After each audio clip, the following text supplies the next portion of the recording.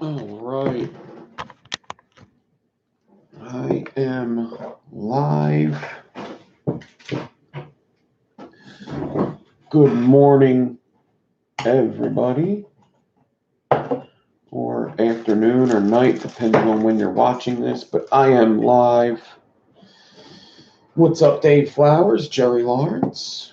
What's up? What's up? I'm just trying to get things situated right now so I don't have a big mess. On Tuesdays, I run a show called Coil class,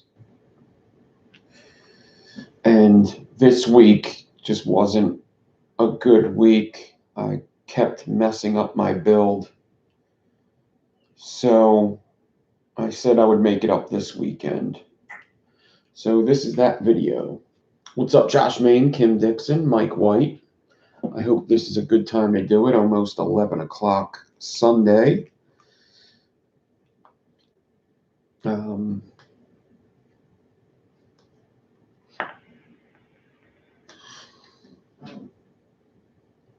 This should go on something else.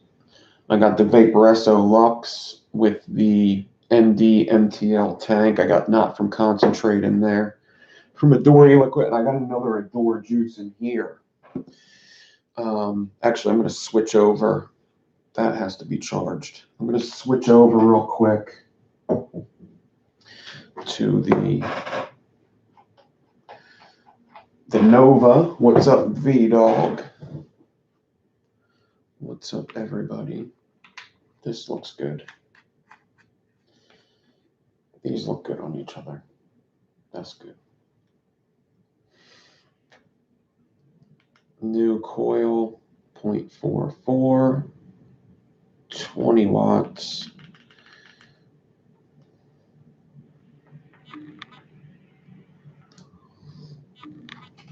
I've never tried Coastal Clouds. And then I got the Cosmonaut on my Ram box squonking. I'm not sure how much I like this Cosmonaut squonking business, but it's squonking. It's all right. Seems like it could get pretty leaky. Okay. That's not bad. There's a lot of RDAs that squonk really good nowadays. So, oh, that's a dead battery. That's why. Why is that dead? Huh. Okay. Effie Wires here, Line Dog Chris. What's up? What's up? What's up? I hope I said hi to everybody. We should have some more people coming in, I guess. I don't know. What is this?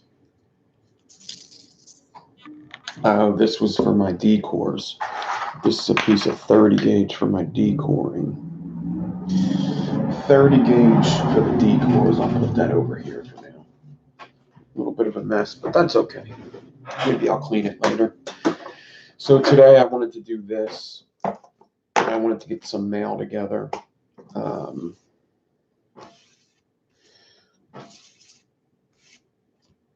So this build is going to be, I'm adding something to it as well. So it's going to be a little, it's going to be a crazy little build probably.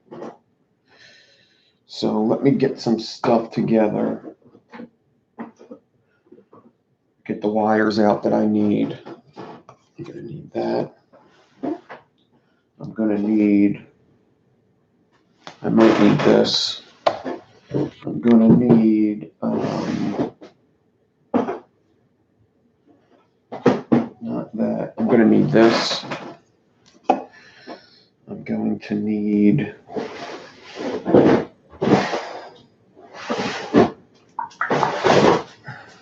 this. I'm going to need, there's one more I need. Where did I put it? Where did I put it? I'm going to need this. I'm going to need this. I'm going to need this. That shouldn't be in here. And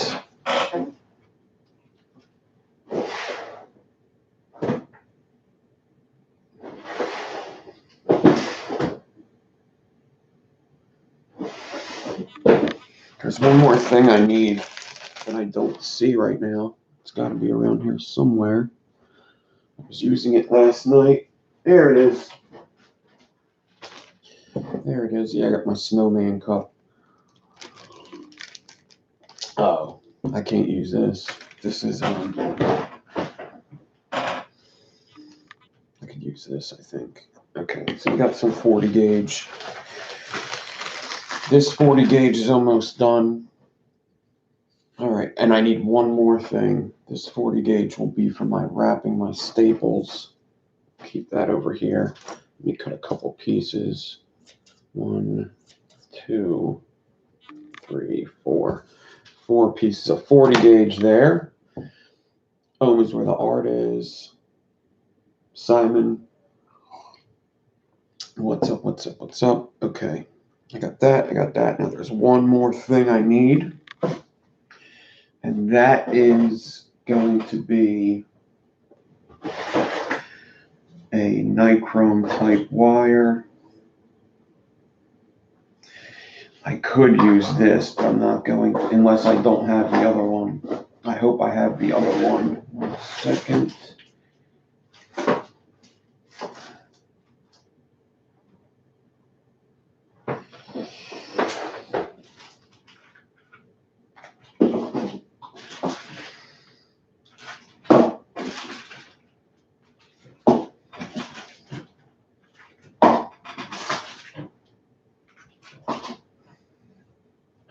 Yeah, I might have to use it. That kind of sucks. Whatever. All right. It is what it is. It is what it is. I'll have to use that. I don't think I have any of the other ribbon. 27 goes in here. This goes in here. This goes in here. All right. I think I got all my wires. So 40 gauge nichrome. I need 40 gauge nichrome. I got that. 40 gauge nichrome. I got 2 spools to do parallel Clapton, and I got 1 big spool to do the fusing, kidney puncher. So I got that.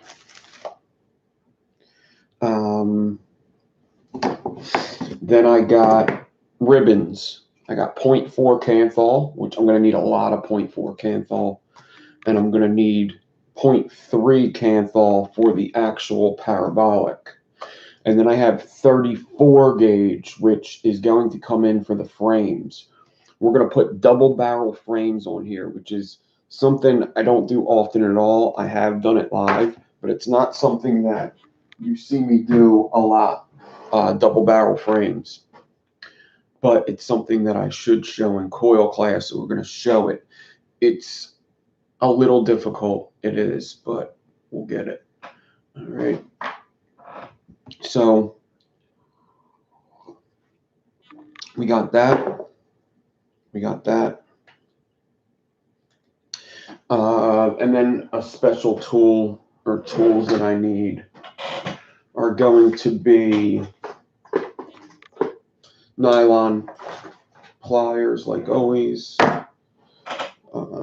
I have some glasses, some jeweler's glasses, or some watchmaker's glasses. And I have one more thing. One more thing.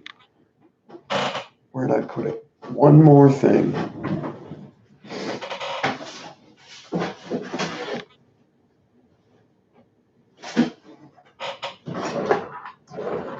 It's not in there. There he is. I need my paper quiller. Paper quiller, okay?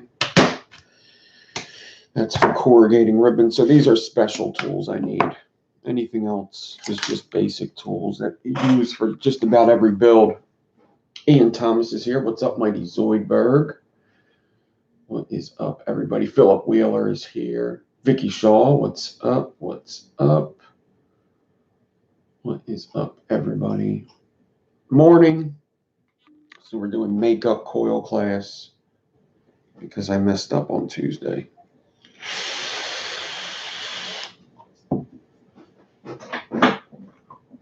Man, ever since I cleaned out this RAM box, it's been working really well.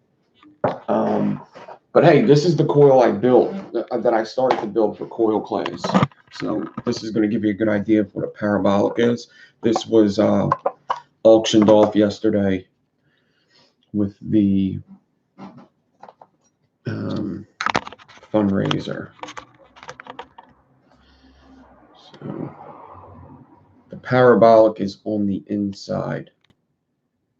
And this has ribbon frames, which we're also going to do today.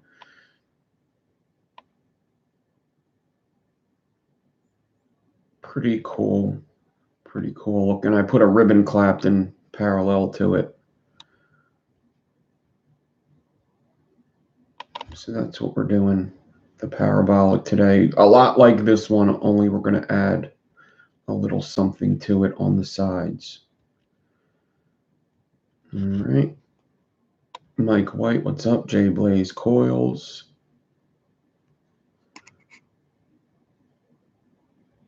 And there it is. So we got that out of the way. So the first thing I'm going to do is I'm going to make my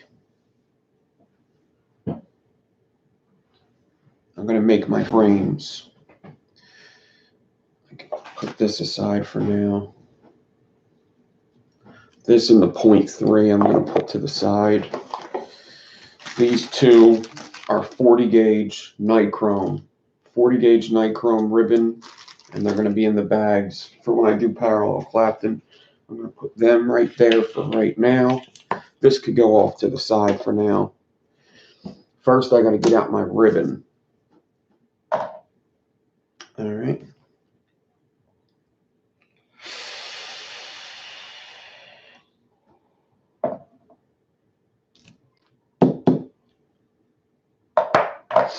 So I don't need 8 inches at the end because I'm doing like a bridge build. I'm hoping we can install this build in this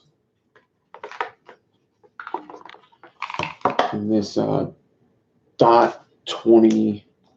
Oh, this is a 22 dot 22. I forgot about that. This is a 22 millimeter. That's okay. This is one of my favorite RDAs, favorite looking for sure. All right, this is the dot 22 version 1.5, and it's pretty easy to do a bridge in here because it's got that space in between the posts. All right, so we're going to try to get a build to fit into here, a bridge build. So since it's 22 and since it's a bridge build, I don't need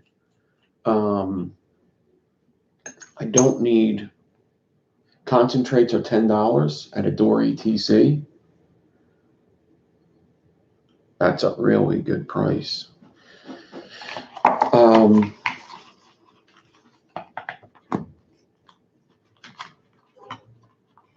So we're going to try to install into here. What's up, Nicolas? And what's up, everybody? Anybody watching but not chatting?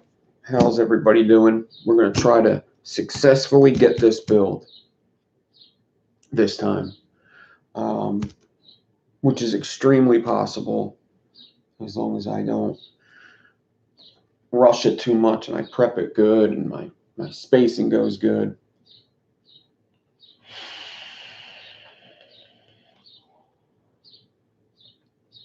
Vicky Shaw, go to my playlists and go to beginner tutorials. You should start there or start at Coil Class 1 if you want to learn from the bottom up so you don't have to catch these. This is a very advanced build today. Very advanced. And you could still watch it. There's nothing wrong with watching it still. It's just a very advanced build. All right.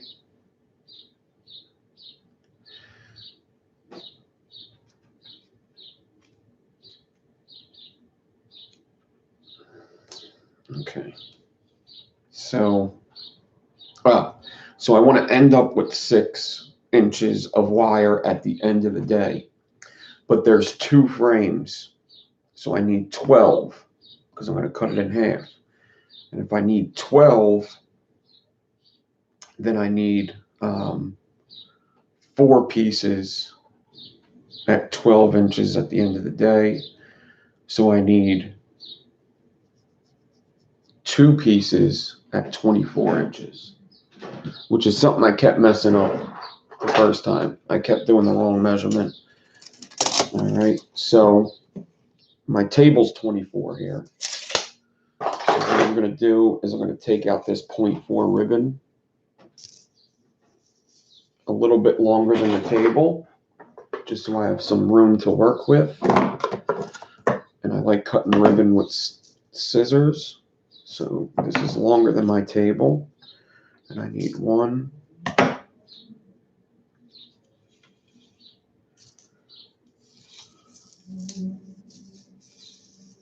2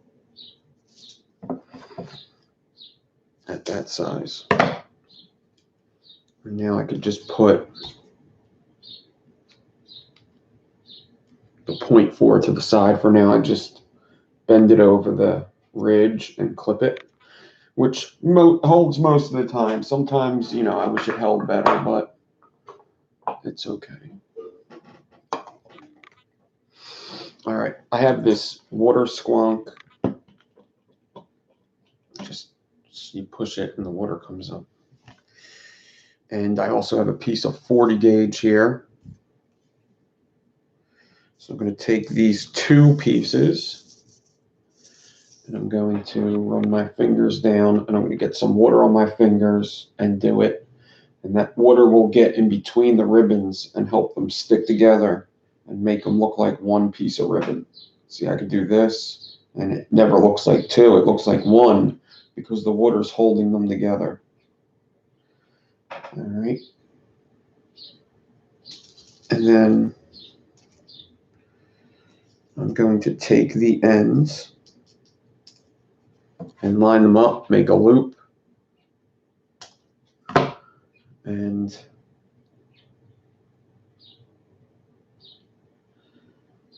close that loop in on itself like that. Oh, white shirts suck doing this. White shirts suck. So just have that loop in my hand. The ribbons are standing up.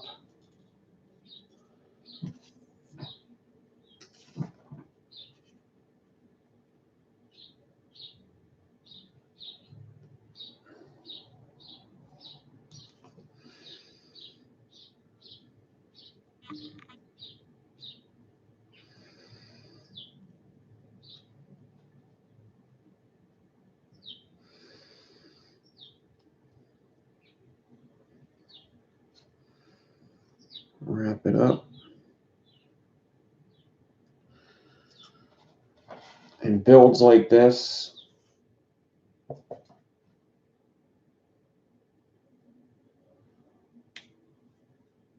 are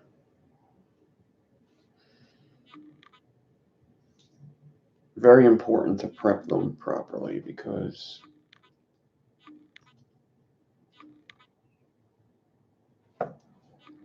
it all starts in the beginning.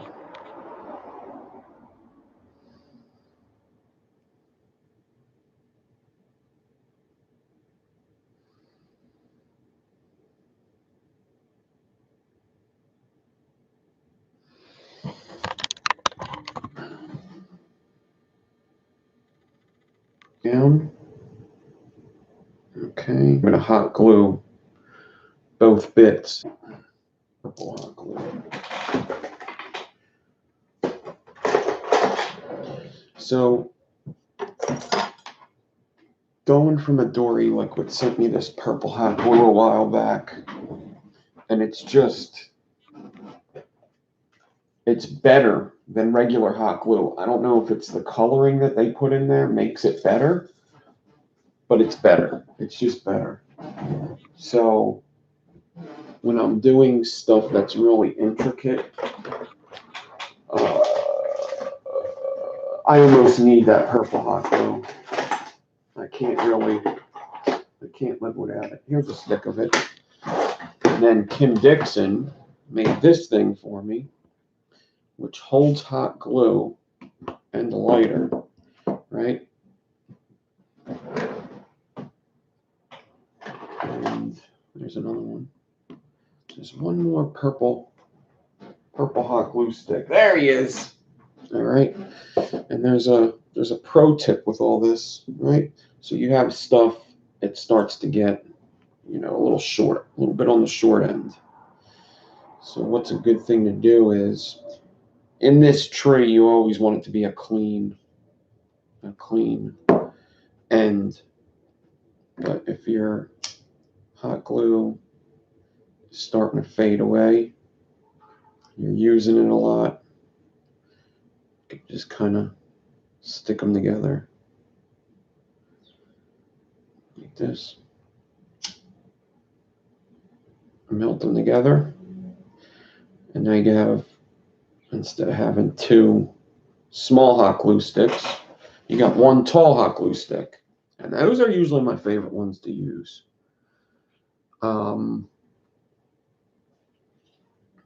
Yeah, that's what I do.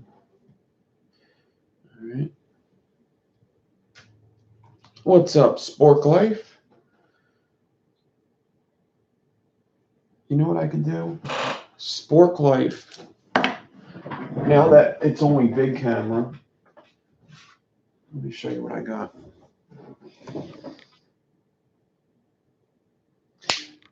Now, gizzard stew, I would probably rather just wrap these myself because I could send them easier if they're wrapped myself. Plus, I don't want anything happening to them. These could be tricky to wrap because you could decore them.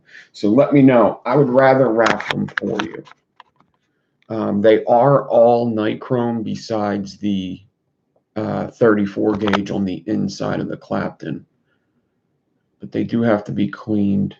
But this is what I got. It came out pretty nice.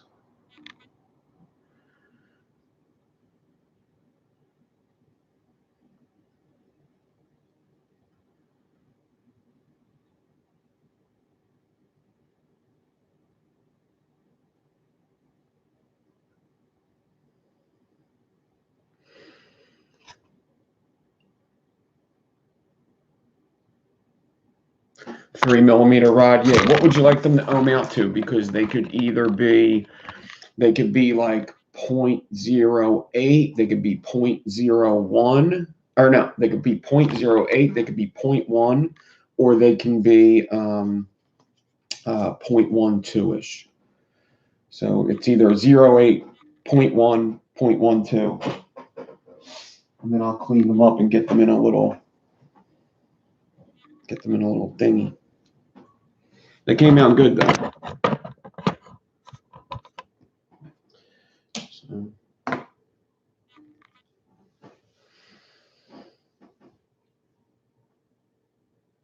Just them things grab a lot of dust if they're laying around, so they got to be 0.1, 0.12. Cool.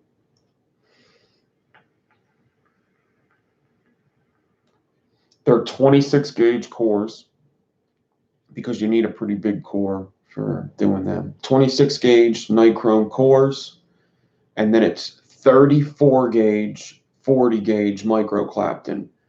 The 40 gauge is nichrome. The 34 is stainless steel because I didn't have nichrome 34. Same thing happened in this build. I'm going to have to use 34 stainless steel because I don't have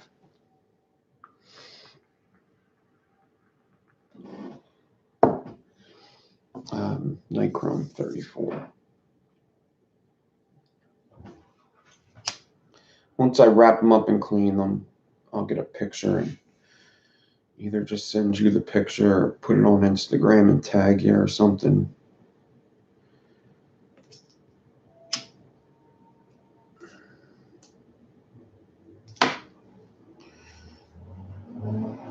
I hope that's what you wanted. You weren't talking about something for a mouth to lung, right? If you were, let me know. I'll just throw them in. I wasn't sure if you were, because then when when Marianne and Cecile were talking about, they started talking about micro aliens from mouth to lung. And I was like, oh, I hope that's not what Gizzard do on it, because that's not what I made. So let me know. If that's what you meant, that's easy. I can just throw them in. Or if you want some mouth to lung alien, just let me know. That'll be one of the coils I put in there.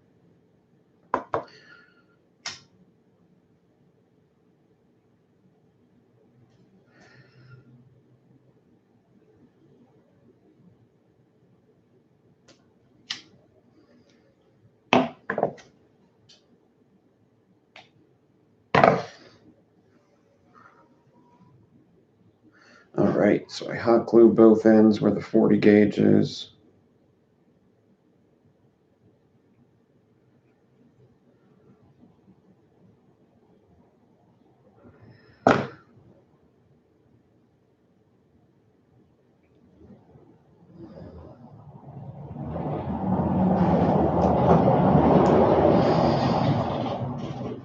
Fubar, what's up? Carson Orson, what's up?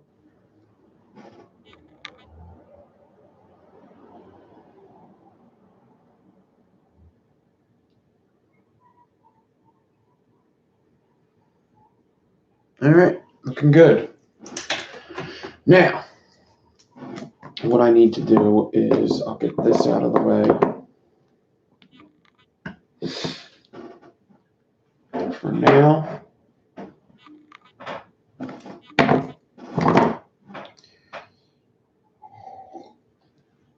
So we just got a 4-ply 0.4 ribbon stack here.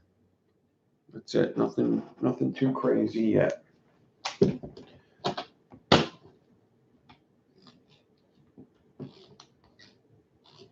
Okay, Sport Life. I made something perfect for those you may want. Yeah, those.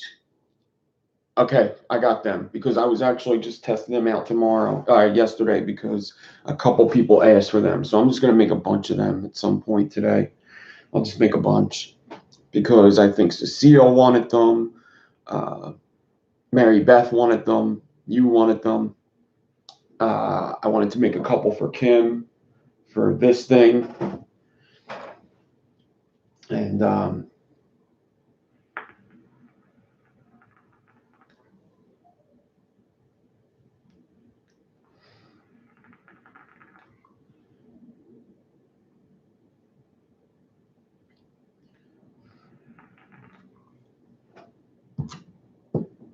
okay.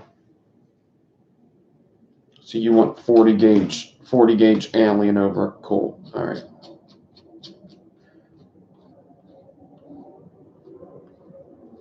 Yeah, I got this one. This is like what I made yesterday that I could make more of. Because this one was just left over of what I made yesterday to put into here. This was 30 gauge, 40 gauge. 30 gauge, 40 gauge. And this was wrapped on a 2 millimeter because it was just wire that was left over. So this is a 40 gauge, 30 gauge alien. And next to another alien, it looks like this. Next to a regular alien size,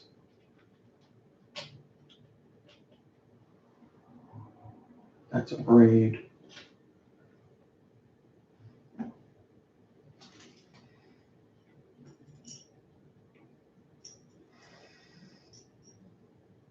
I don't really have one here. We'll have to do that later. Yeah. Sick as tits. All right. So now I need my Nichrome 40. I got this here.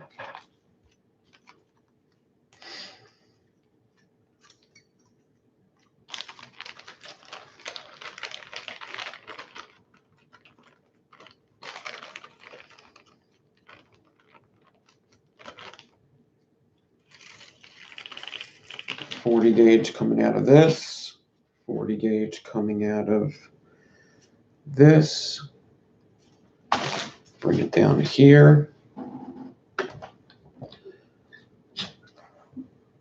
What's up, James?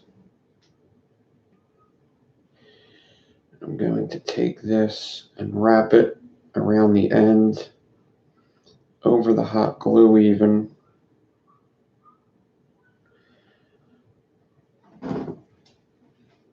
And now, this part's important because this is going to determine my spacing, if it's good or not. And that's why I like to do parallel Clapton, because it seems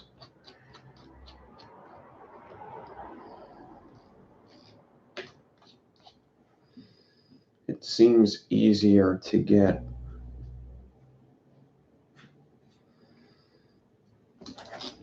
spacing on ribbon when you parallel Clapton.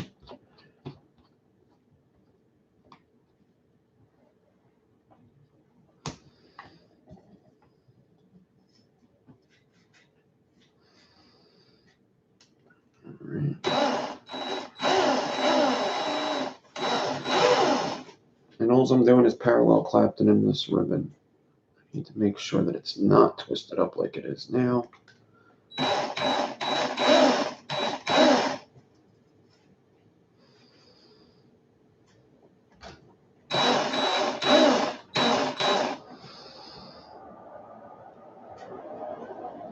Okay.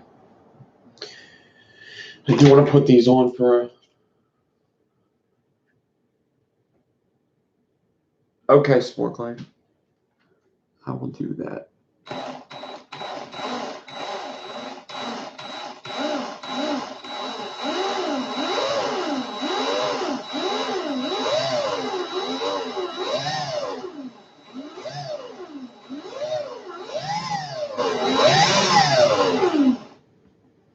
All right. Looks like it's going good. I just want to pay attention to this so that it comes out nice, because sometimes if I don't have the glasses on and I'm not looking, I put some spaces in there. But if I pay attention and do a nice tight fuse,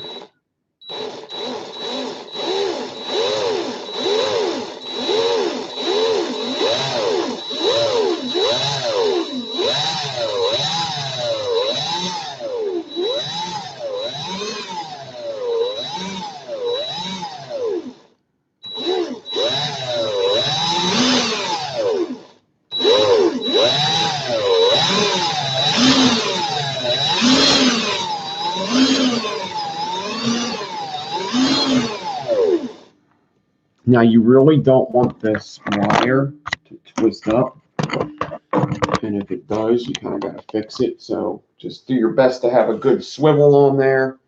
Do your best to not put too much tension to where it's going to twist, and just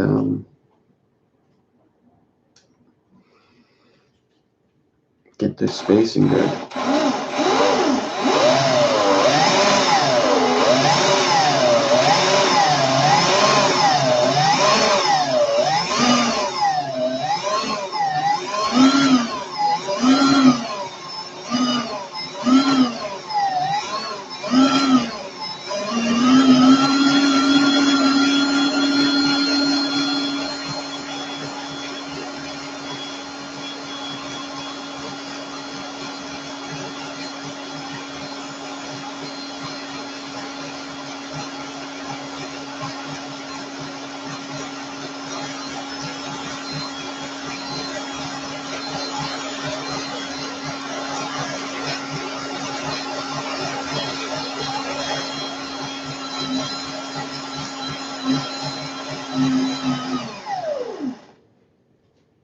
Spacing so important with these. It's extremely important.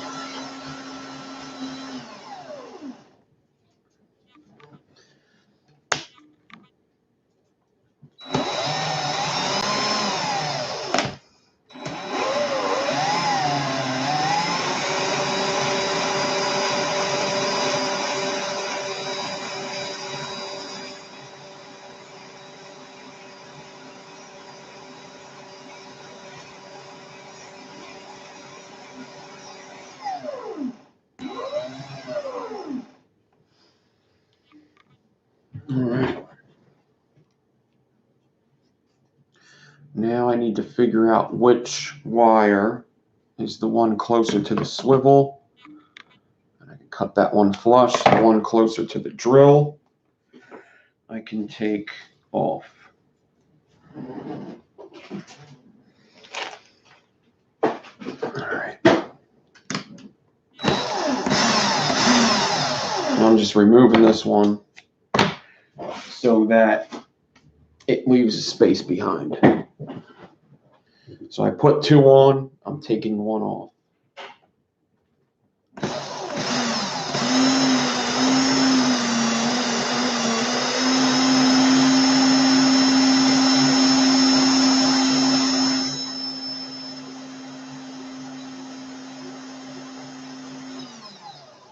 And what's going to happen is this.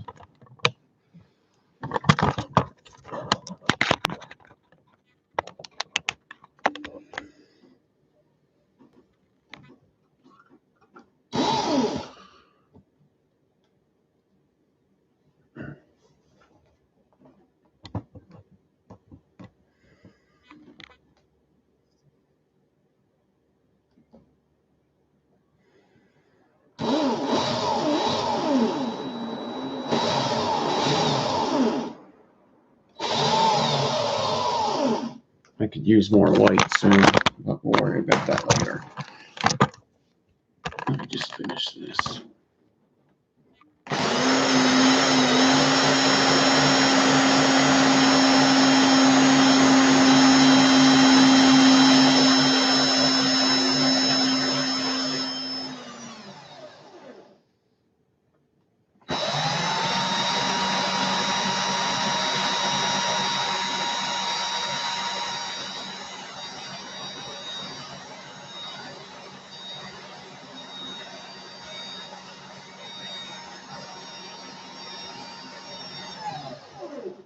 I need to change the battery.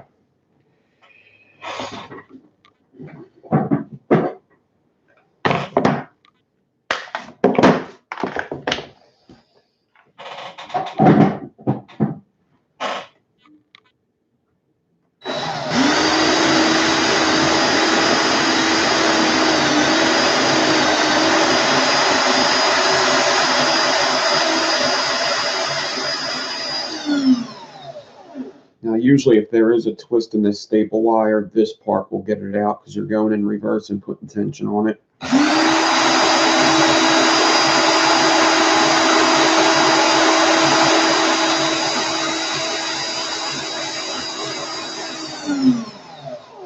Minor twists, anyway.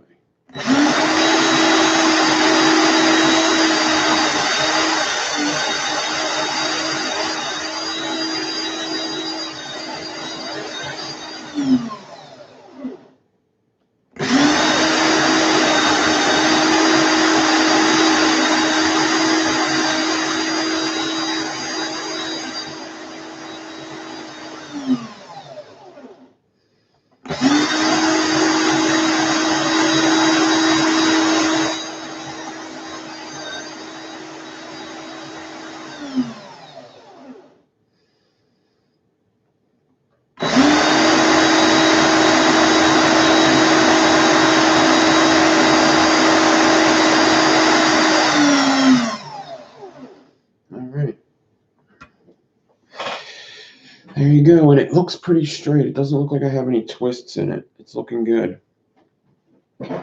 Looking good. Let's see if I could get some better lighting now.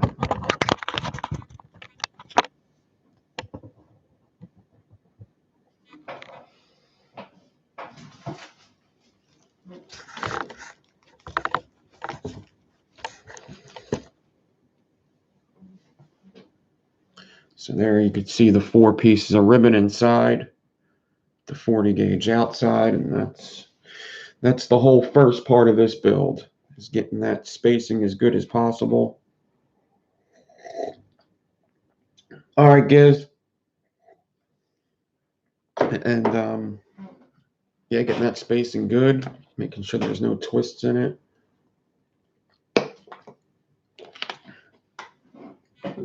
That's what you want. That's what you want.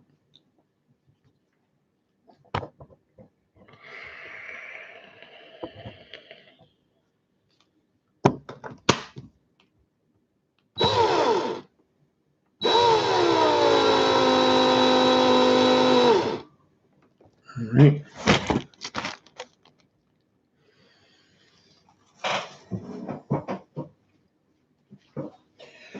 Now, what's next?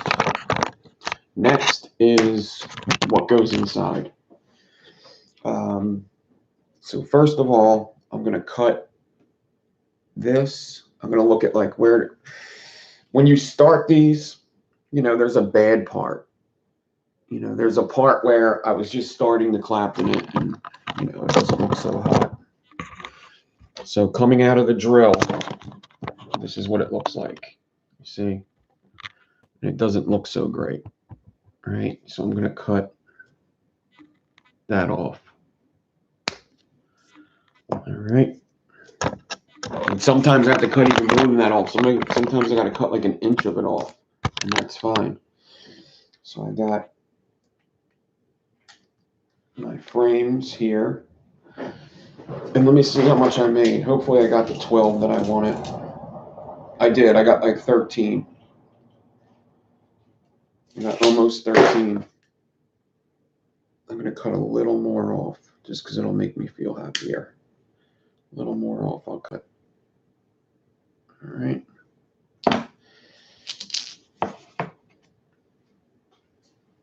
And now what I'm going to do is I'm going to take this frame.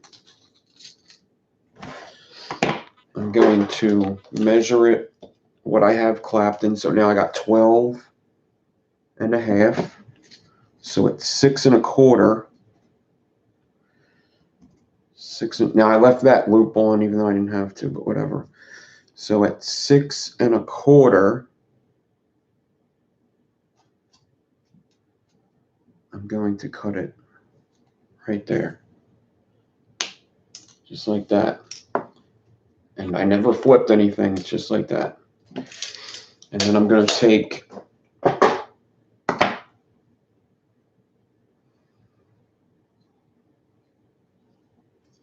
the top end of this one.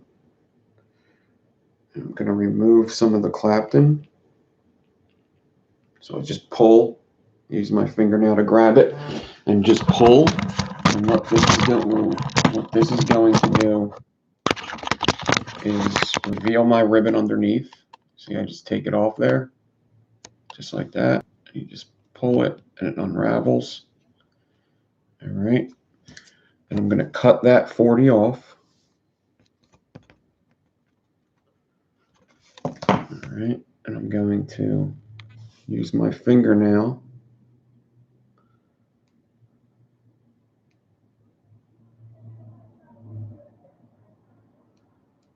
to fan it out a little bit.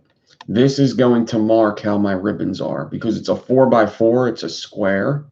So it's kind of hard to tell with the naked eye which side is standing up and which side is sitting down. So I do that, and that's going to mark how it's standing up. All right, and that's going to be down here. And I got this one, you know, this one's already good because it has the loop up there. So that's already marked. All right.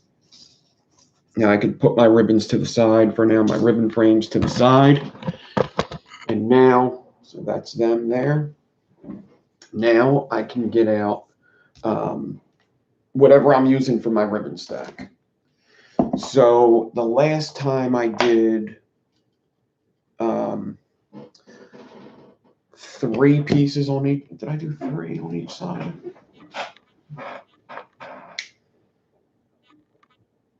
Yes.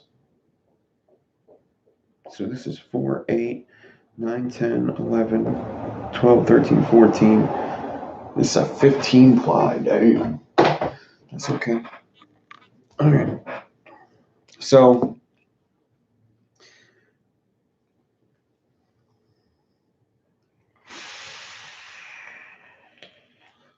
I may just do 2 on either side. Yeah, because I'm adding them frames too. Yeah. So I'm going to take my 0.4, and at the end of the day, I need the same amount, right? If I fold it in half. No, these are 6.5. These are 6.5, so I need 12. I need like 13 inches. 13 folded in half. 6, yes. So I need like 13 inches or more. I'm going to do 14 just so I have some room to work with. So I'm going to get out 14 inches of 0.4 ribbon 2 times. And now the 0.4 ribbon I'm done with for today, hopefully. And then I'm going to get out a piece of, I'm going to get my paper quiller out. I'm going to get out a piece of 0.3 Canthol. All right. What's up, Gorn? I'm going to get out a piece of 0.3 Canthol, and I'm going to get this out at about 8 inches. All right. And this is going to be my parabolic. Now, parabolic is just a corrugated that's not standing up. It's sitting down. So you see these humps instead of waves. Well, you see waves instead of it standing up and sitting down. So I'm going to take this, and in the smallest gear, I'm going to send it through. You want to put it in the middle of the gear and turn. And that's going to come out corrugated. All right.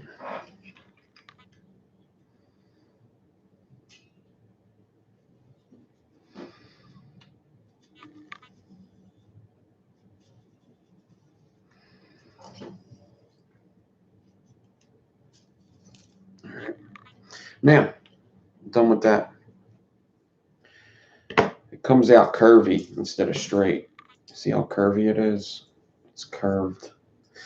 So what I'm going to do is I'm going to take it end to end, and I'm just going to stretch it a little bit. And that's going to make it straighter. We're going to end up stretching this even more than that, though.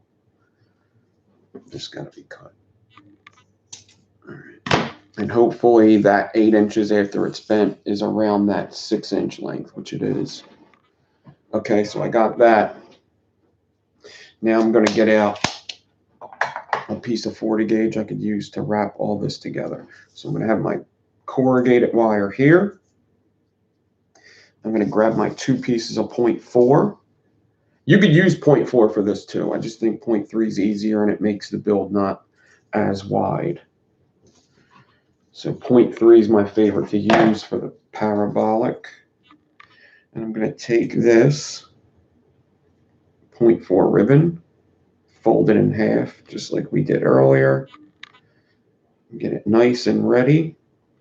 And then I'm going to take the parabolic or the corrugated wire and I'm going to put it in the middle of the build,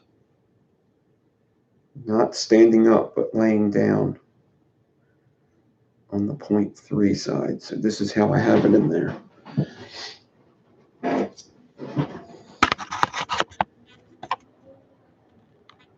It's not standing up, it's sitting down. All right. So once I get it like this,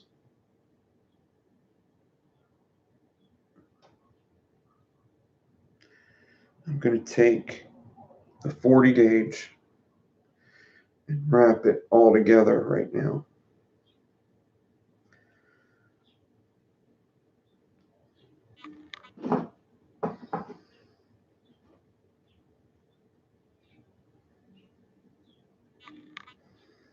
Nice and tight because I'm going to be pulling on this parabolic. And if you want to hot glue it, you could, but it's not really necessary right now. So now this is what I was talking about on Tuesday. So now this parabolic should be taller than your 0.4 ribbon with them curves in it. See how I can see the parabolic? That's going to get in the way of the fusing if you leave it like that. That has to be the same height. So that's a side view. This is the top view. That's the top view right there. And the side view, the parabolic sticking up. That's going to be an issue with fusing if you don't get that down. So all I do is I can grab it right here and just gently pull it just a little bit. And then I look at it again. Usually I just look with my glasses, but I'm going to show you what I'm doing. That's a lot better. It just needs a little bit more. All right, a little bit more. I can still see it. You see how it's sticking up? A little more of a pull on it, gently. Just a little bit. Oh. I did it, but I got to redo my 40 gauge up here because I kind of pulled it out of it a little bit.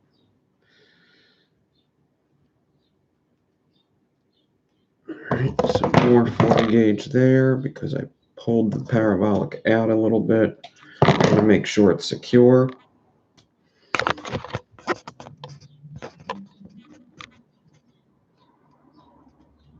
And that's pretty good. It could probably use no, that's good because what's going to happen now is as I fuse this and I use my nylon pliers, it's going to press down. It'll be fine. As long as it's that close.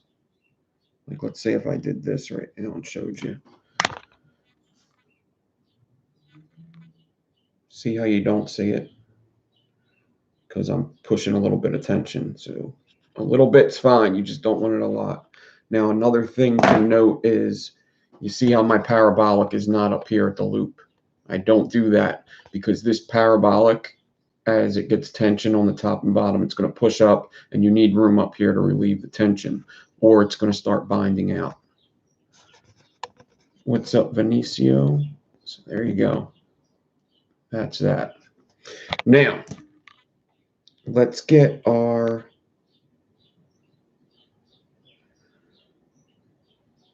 another piece of 40 gauge. And just like I would do to our ribbon stack, I'm going to wrap it up right below here. And I'm going to slide her down.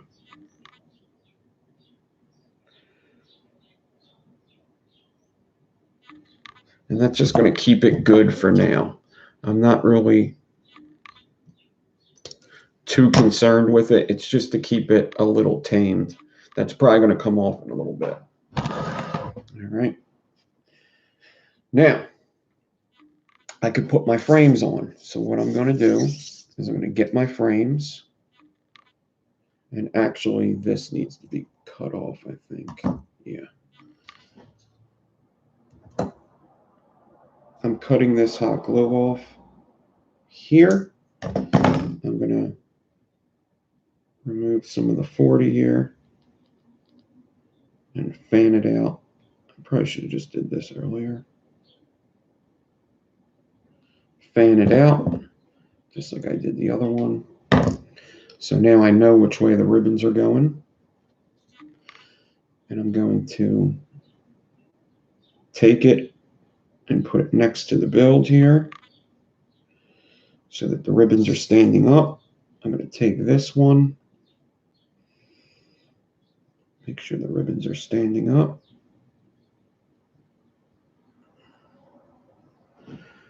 And then I'll get a piece of 40 gauge when I have it. and wrap these to the ribbon stack on the inside. I'll show you in a second what it looks like. Wrap it up nice and tight.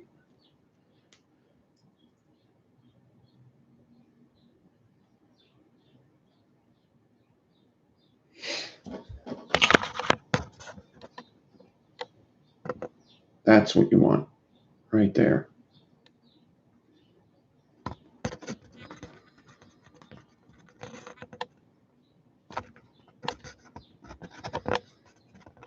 Now, on Tuesday, I just went to fuse this up. I finished prepping it. I went to fuse this up. But there's another thing that I think I could show in coil class. It's a very technical fucking technique, a very technical technique. It's a very technical add-on to your coil builds, and it doesn't have a whole lot of payoff, to be honest, because it's very hard to get a picture of, and even when you do get a picture of it, the chances people notice it are really, you have to really be knowing what you're looking for. But you know how sometimes you would just put frames around this, right? You would just take a piece of 29 gauge and put it over it, or 28 gauge, put it over it, and you would have frames on the outside of these ribbons.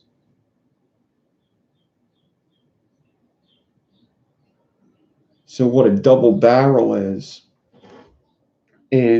instead of just putting one frame here, you stack two frames. So it's going to be easier for me to show you what I mean instead of telling you. But it's two very small wires that you stack on top of each other. And when you see this build from the side wrapped up, you're going to see that there's two stacked frames. And that's called a double barrel. And they can be a pain in the ass. They really can. But I suppose I'm up for the challenge in this video. I think it's something I have to show during coil class because it is a certain technique to use. I don't think it falls just under creativity. I think it falls under, you know, a type of build. So this would be a double barrel parabolic staggerton, right? So I got it wrapped up down here again, just to hold it. And now what we're going to do is we're going to get what we're going to use for our frames. So you need to do the math here. So if my frames are 0.4 high, right? My frames are 0.4 high. So we need to figure out what two wires can I stack to make a little less than 0.4. We don't want it 0.4 because 0.4 is going to get in the way of the fusing. You want it a little smaller. So if you wanted to do just 0.4, you would use 32 because 32 is 0.20, all right?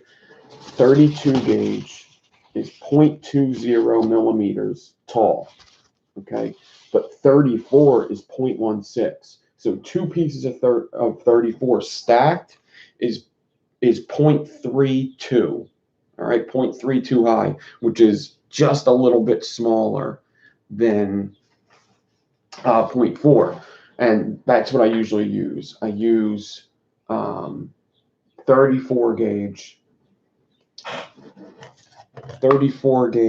frames. So I need two of these to go over this and get my double barrel effect.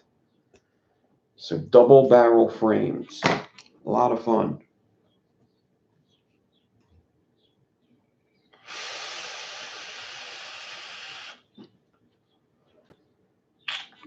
So 34 is very thin, you know, it's a little thicker than 36. So using 34 as frames is it can be a pain in the ass. But so far I like my prep. All right, so I'm not going to get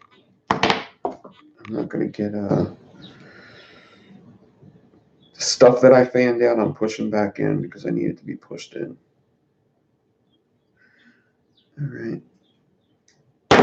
So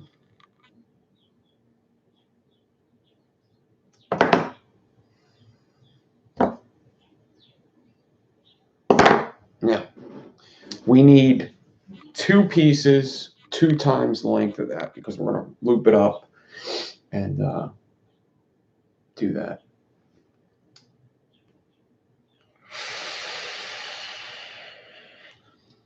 So if this stack here, let me measure it. If this stack is, now it's 7 inches, all right? Now it's 7 inches long. So I need 2 14s. I need 2 14-inch pieces of 34. So what I'm going to do, you got to be really careful with this 34's frames. You really do.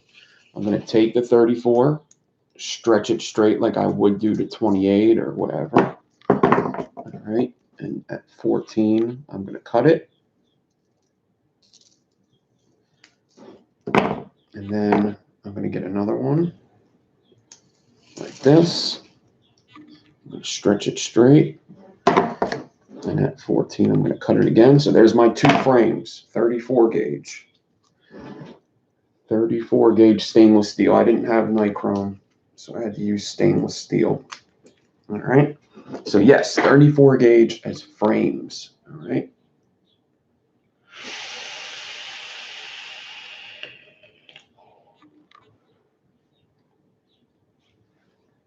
Now,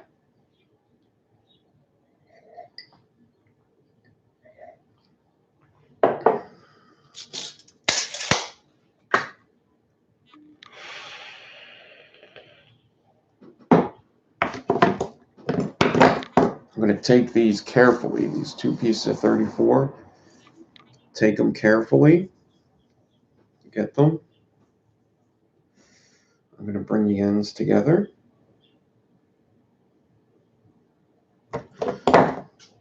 Cut off any kind of bends or anything here. And I'm going to kind of fold them in half just like I would do the ribbon. And then I'm going to take it onto the loop, put it over the loop.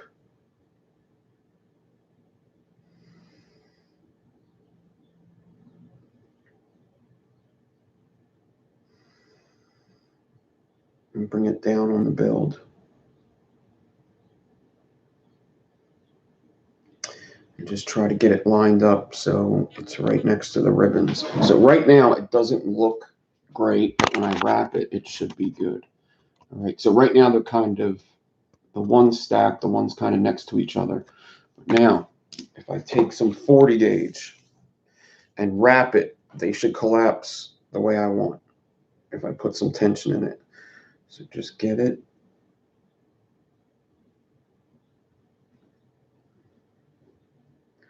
You don't want it to fall over the side of the build. You want it to be stacked next to the 0.4 frames with the 40 gauge. What is that? Do I get mail? No, somebody else got mail.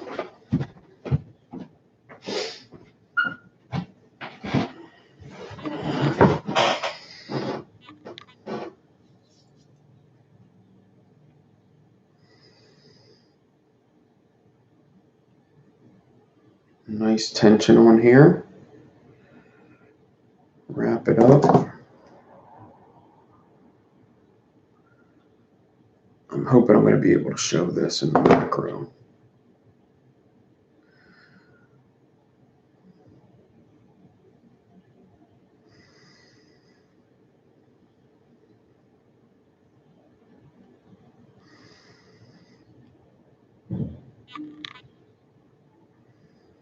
I bet there's a lot of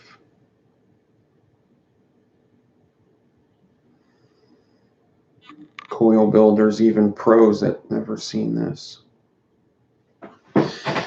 So I actually, in my intro video, there's a double barrel. You see how the 2 wires are stacked on the side?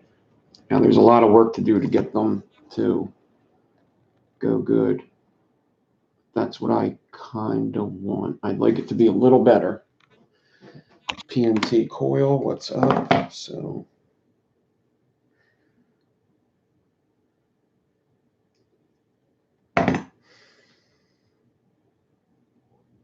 Now the trick is to not let these twist, which can be a pain in the ass.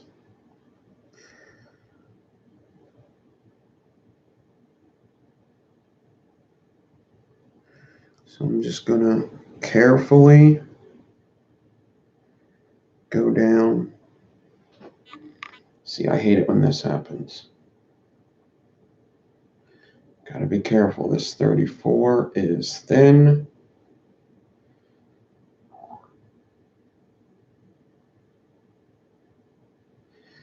I gotta get the two that are on this side. I have to come over here. And the two on this side have to come over here. And then I can bring them together here.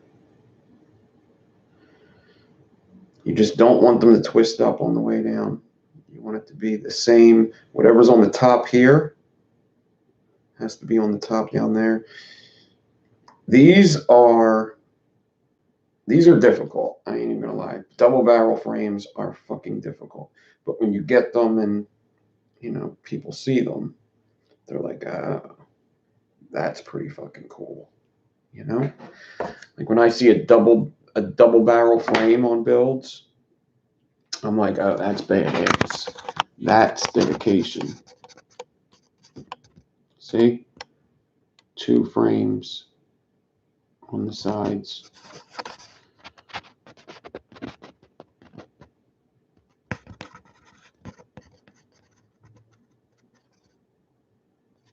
Of each. All right.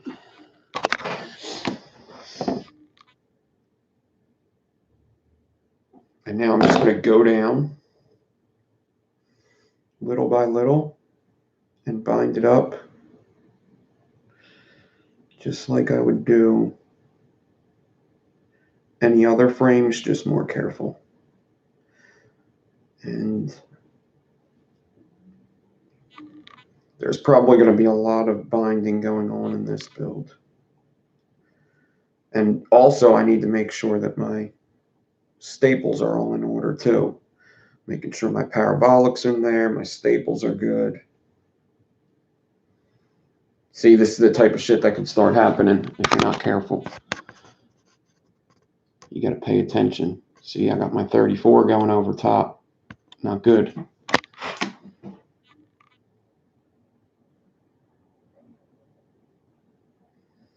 That's why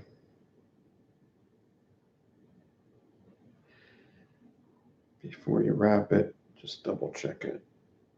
I've had these twist over each other during the build.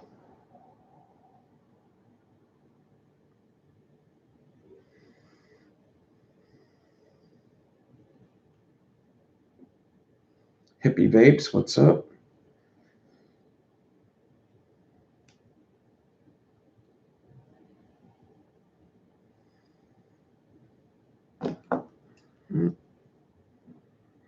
Got that. The more you do, the sturdier it should get and easier to get it down. And since this is only a 6-inch one,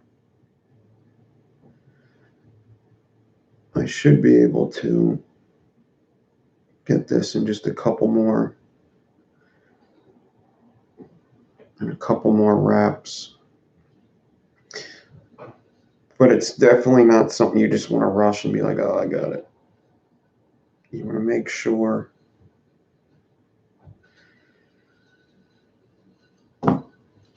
everything is in order with these frames. But this is a good one for the bridge build, because the bridge build, we probably will see it with a side shot. It'll be easier to see. With a regular build, it's kind of hard to get a good shot of it. But in my intro, in my video intro that I put on like my my reviews and stuff, there's a double barrel build in there. I'm not sure if anybody ever notices it, but it's just a stick, and I have like a side shot of that stick. And if you look at it, you see it's got 2 frames instead of 1. All right.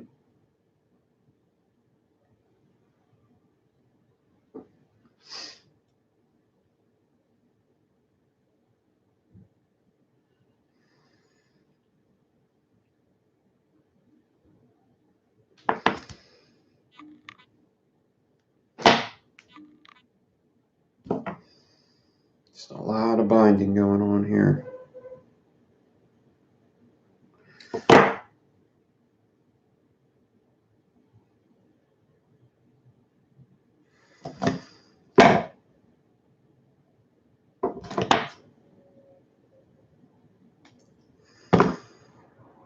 I think I got one more to do.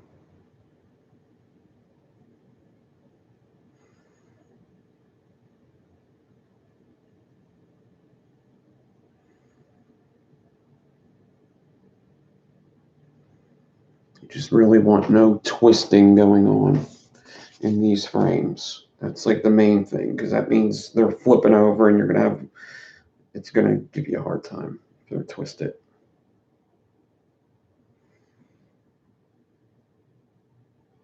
I think the one I was just about to do would be twisted.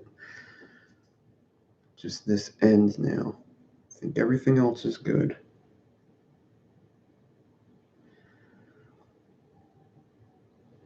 It's just if you get a kink in one of these wires, it's not good. I mean, just try to do a build with 34 gauge frames. Just a single frame. Ain't easy. Now try stacking them.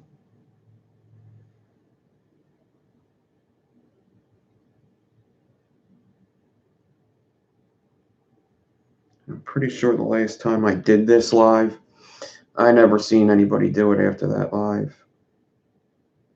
I never seen like, oh, learn this and did it.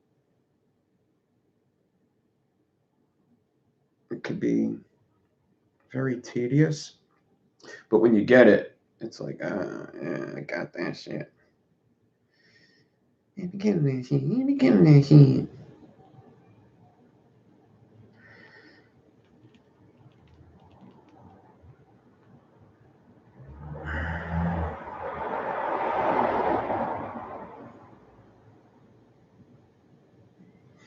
It's very hard to tell right now whether these ones are twisted or not.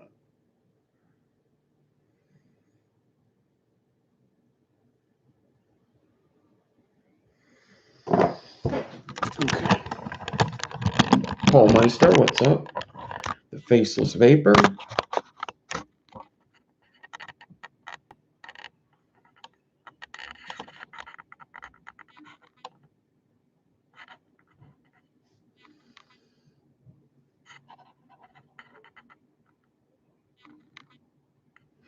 All right, well, it looks like they're good. It almost looks like I could have did 32.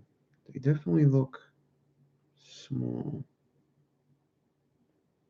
It's just this one, I'm not sure if that last wrap I did is good or not. It's hard to tell. Let me see.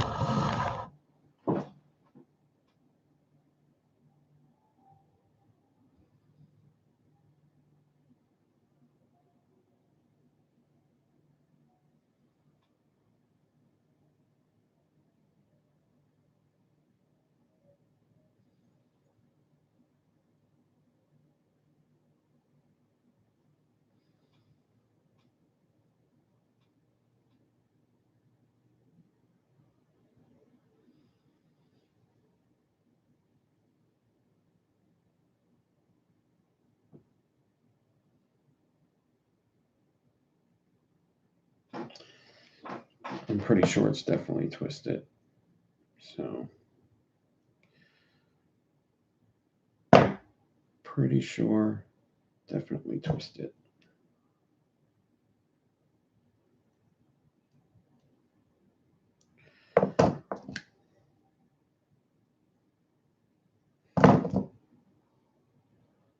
I'm actually not so sure that another one's not twisted either.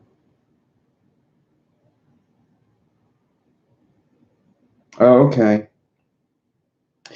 It wasn't my last one that was twisted. It's the one before that. All right. Let me fix this. Yeah. 40 gauge. Cool.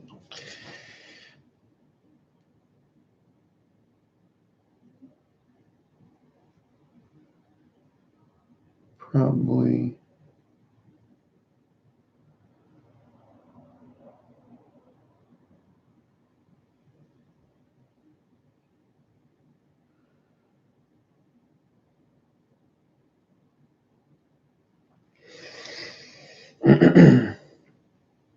See, even just little bends in that 34, even just little ones, just them little bends could really make it a nightmare. Just takes a little more time.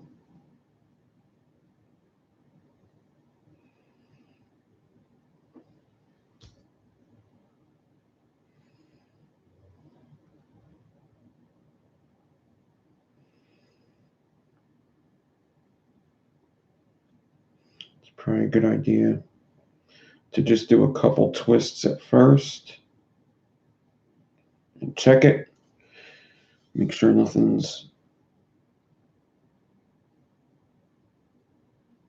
This side's good.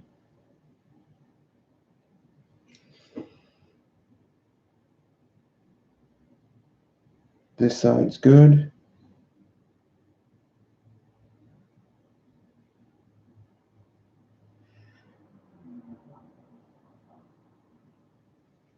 All right, I think I got it now. Definitely going to need some kind of glasses for this type of build. This is definitely the most advanced coil we done in coil class, with these double barrels especially. This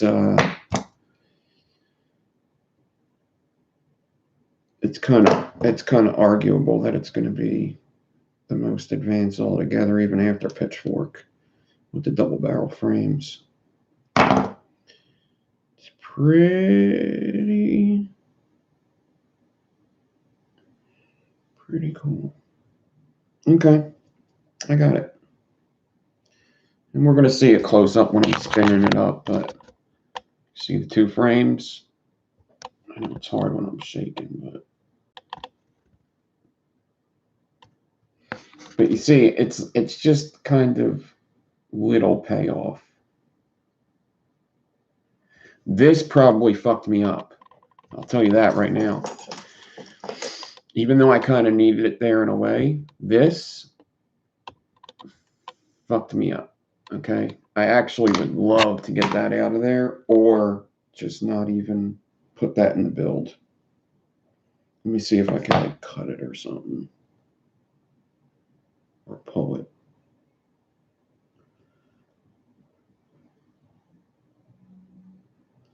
Probably not. All right, so once I got it all prepped up, everything's all binded all the way down.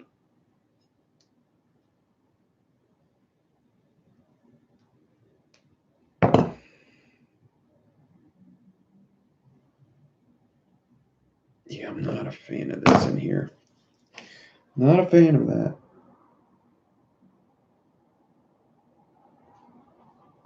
I don't know if I can get it out though.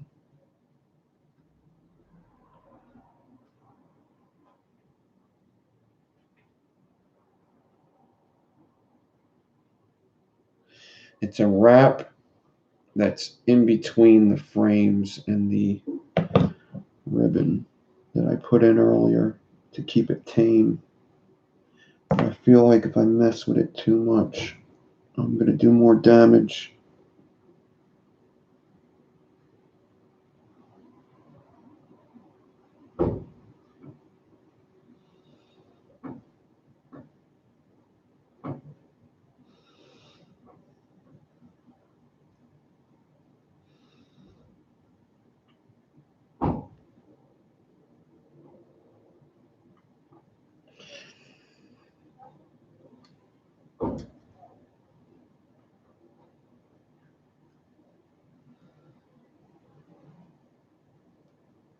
Whatever.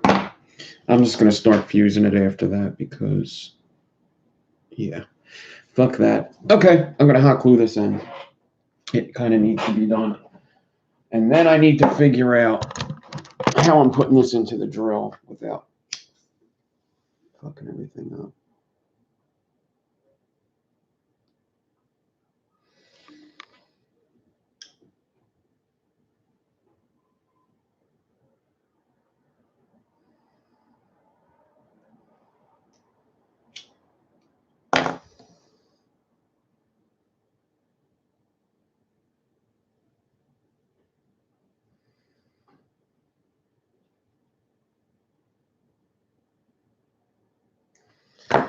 Yeah.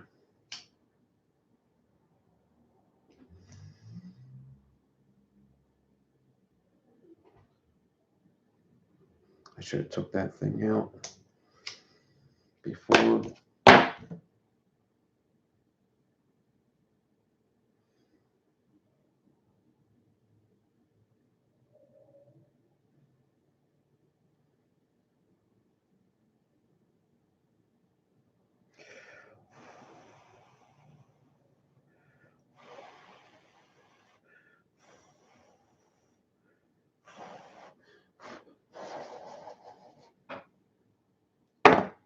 Okay. Excited. Looking good. Looking good. Looking good.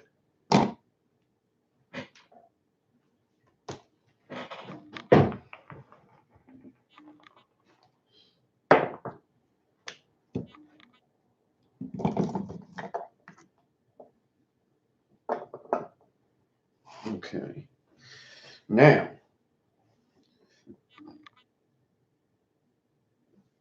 I need to figure out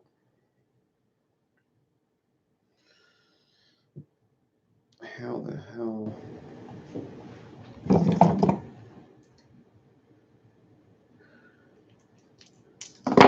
am I putting this into the drill?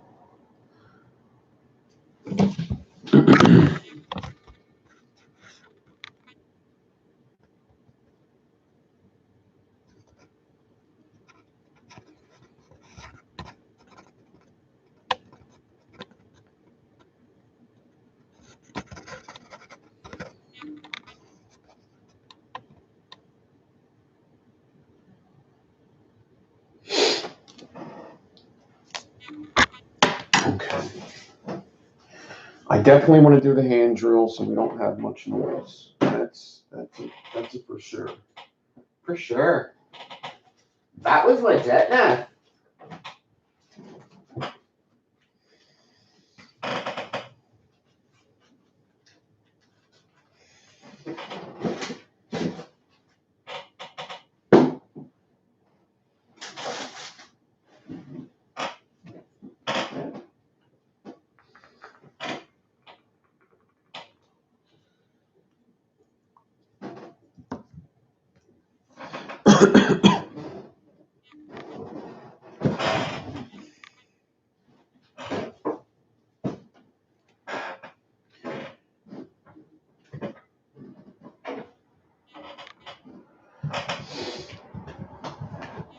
I just need to figure out where I put my hand drill. Big surprise there.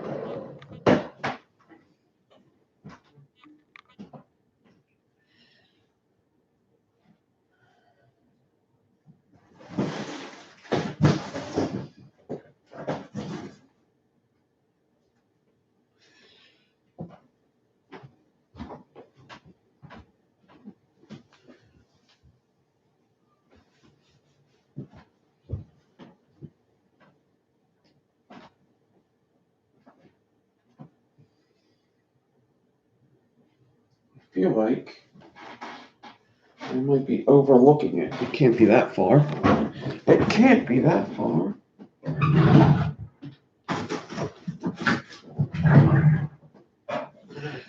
All right. It shouldn't be.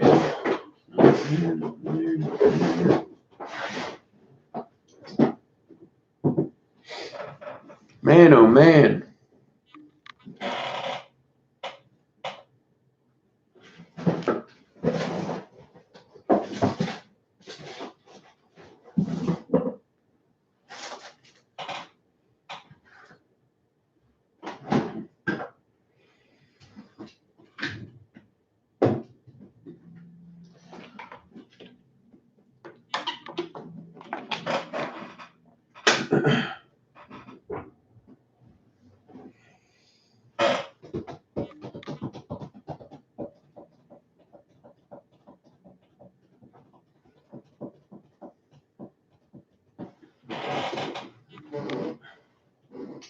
This is a fairly big tool, and the fact that I lose that is it's pretty incredible, actually. That's actually pretty incredible if I were to lose that, because it ain't a small tool. There he is. Pretty incredible.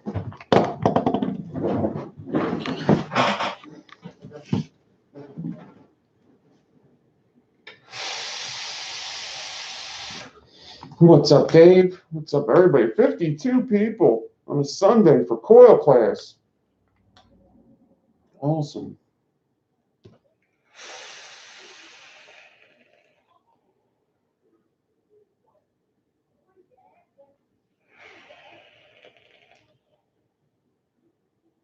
I just did mouth the lung last night.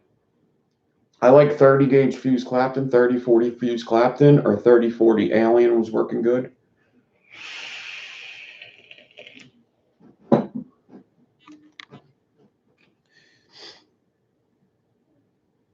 I just did a video on them just last night. It's labeled mouth to lung aliens.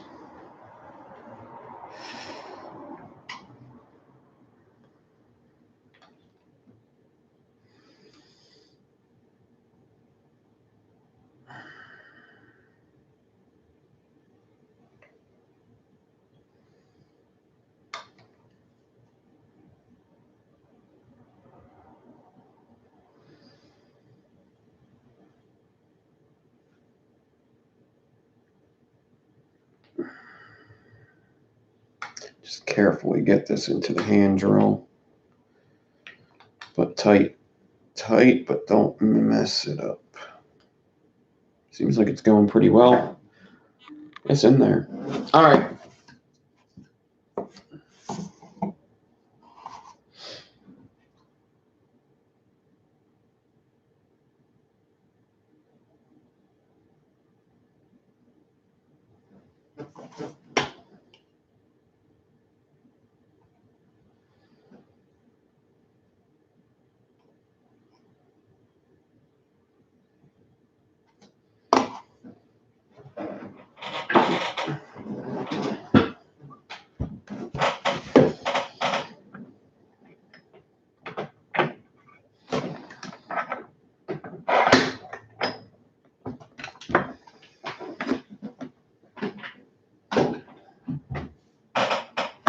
Were you testing me? Was that a test?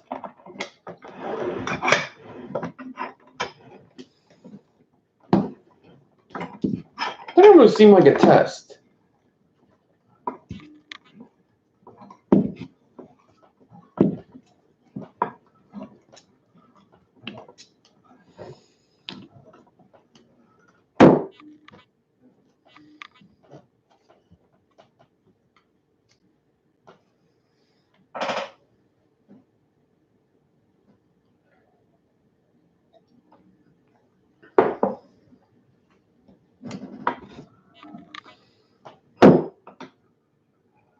PNT Coil just found the channel? What? Who just found the channel?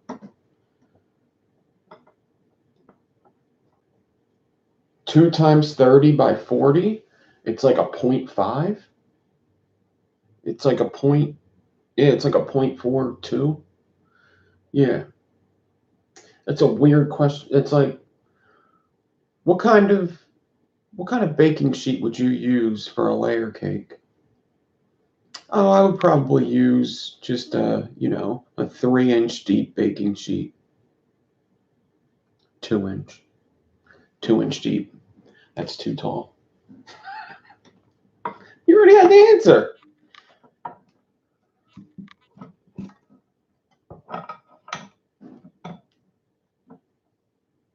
No, and there's no such thing as a low resistance anyway. It depends what you're using too. It just depends what you're using. There's no such thing as a low resistance. It's all based on the person. It's based on the person. You know, is 0.09 too low for this mech? For you, maybe for me.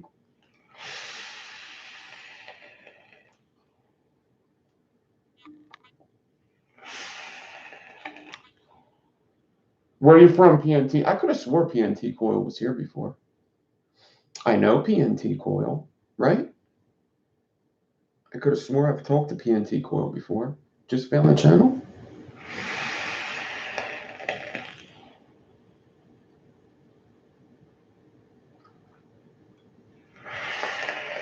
Well, welcome, PNT Coil.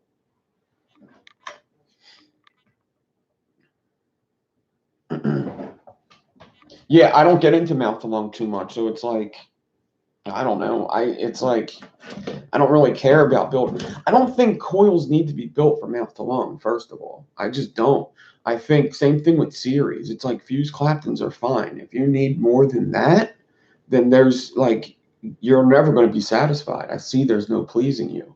You know, like if you want mouth to lung, you might as well just settle on round wire or some fused Claptons, because if that's not good, then stop doing mouth to lung.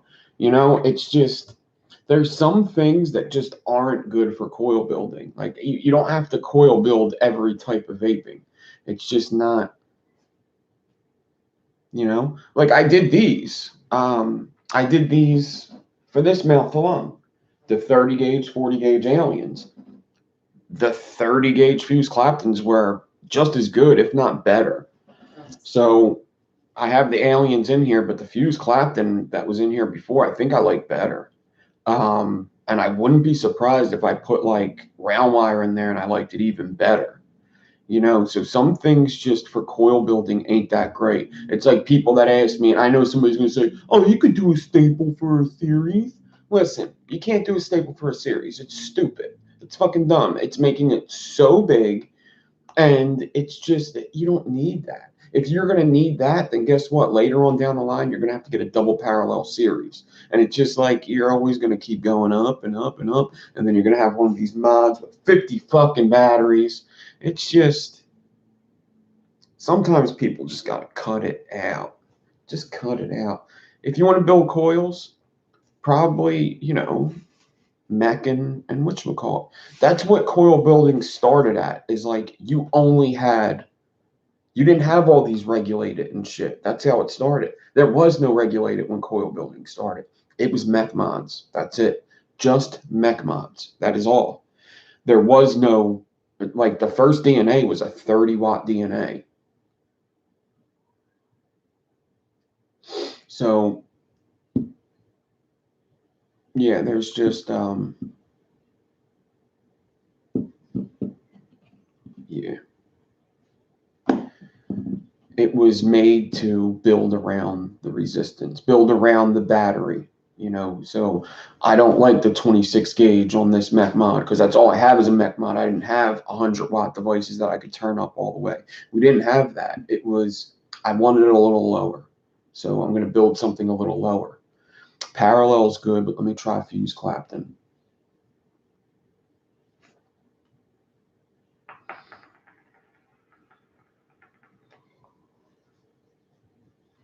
Mouth lung's good for certain things, you know, for certain things, but I'd rather just, if you're going to build coils, I mean, I don't know if aliens for mouth to lung are extremely necessary. I don't know. I mean, for some people they are. It's just an opinion. It's just an opinion. Like series, if somebody asks me for a staple for series, I'm like, I don't do that, dude. The best I'm doing is alien because I just don't think it's worth it, really. I don't think your payoff is not going to be good. For that cotton to get all the way into, for that juice to get all the way in the middle of that big old staple is going to be difficult. It's going to be difficult. You're talking about 10 wrap staple. I know people are like, well, if you do 30 gauge and 0.2 ribbon, who wants to do that? For what? For what?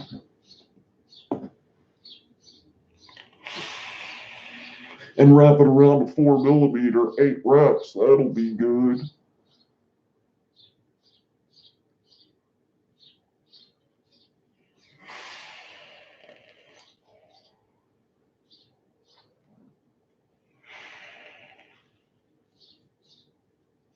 That's just how I am with that stuff. I'm ready to fuse this thing though.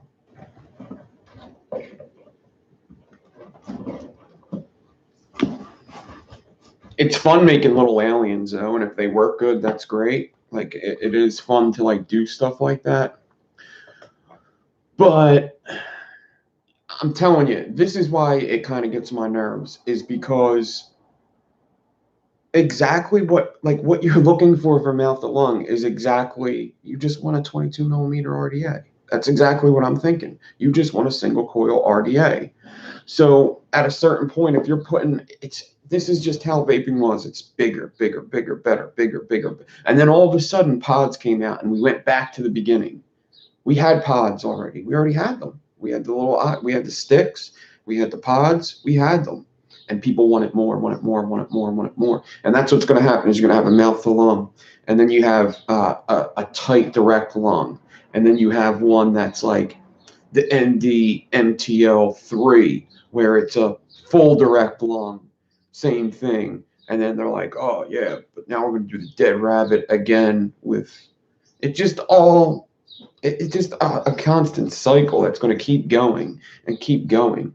So we already had all this. And it was like, if I want to put aliens into an RTA, I need air for them aliens. And then I'm just going to go to a different RTA. And then after that, I'll be like, this be good. If I got more cloud production, if the resistance was a little lower, and if I could put more cotton in there, and then I'm going to go to an RDA. And and then I'm going to go to series, and then I'm going to go to, we're going to go back to squonk again, and then we're going to go back to sub-ohm tanks, and then guess what? We're going to go back to mouth to lung again. We're going to go back, and we're just going to regenerate all these ideas we've already had, and we're going to put a product out every fucking week instead of just taking our time on certain products, making them a higher price. But at the end of the day, when you buy it, you get something good. And it's just, I think all of these factors, everybody plays a part in this. Everybody does. If a reviewer can do 5 reviews a week, that plays a part in it. If a reviewer has to get paid by doing 5 reviews a week, that plays a part in it. If a company needs to survive off of putting out a product every month, that plays a part in it. And that's all due to the price. That's all due to the price. If you're going to sell 50,000, or if you're going to sell 500,000 units at $25, that plays a part, instead of doing 10,000 at $60. It all plays a part. And as much as we keep sending them out so quickly, is how much we're going to have to regenerate through everything that we've already done. Because this isn't really new. It's not. It's a fucking K-fun. That's what it is. It's not really new. It's just a regenerated K-fun. That's all it is. And K-funs were out 5 years ago. All this. Squonks were out years ago. It just all of a sudden they caught wind. They caught, they weren't very good. Squonks were very expensive. Squonks were so fucking expensive. And then somebody made them for cheaper. And this is exactly what I'm talking about. And it's not something it's not necessarily a bad thing, but it's something that I've noticed. It's just something that I definitely noticed. It just all regenerates through, and it's not really anything new. It's just more of the same. It's just more of the same. But it's kind of good in a way, because we get so many new vapors that never tried these things, whereas squonk is something new to them. They weren't vaping 5 years ago. They weren't vaping.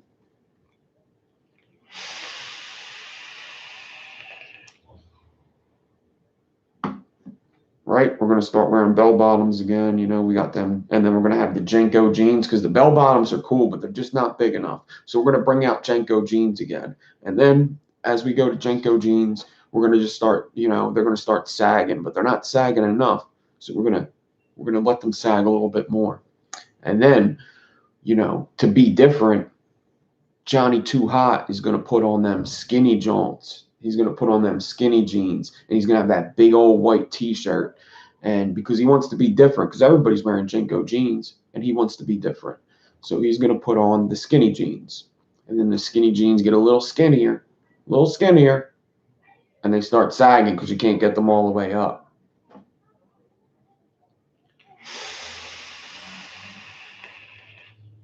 So to answer your question, 30 gauge, 40 gauge fuse Clapton has been my favorite mouth alone.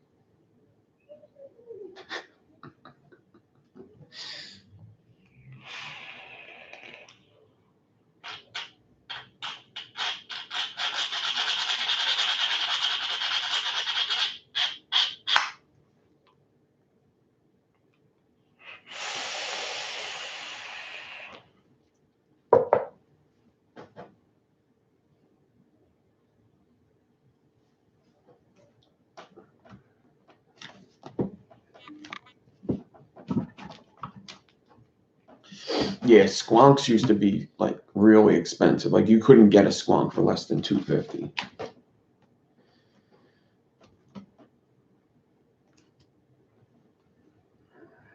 Boom.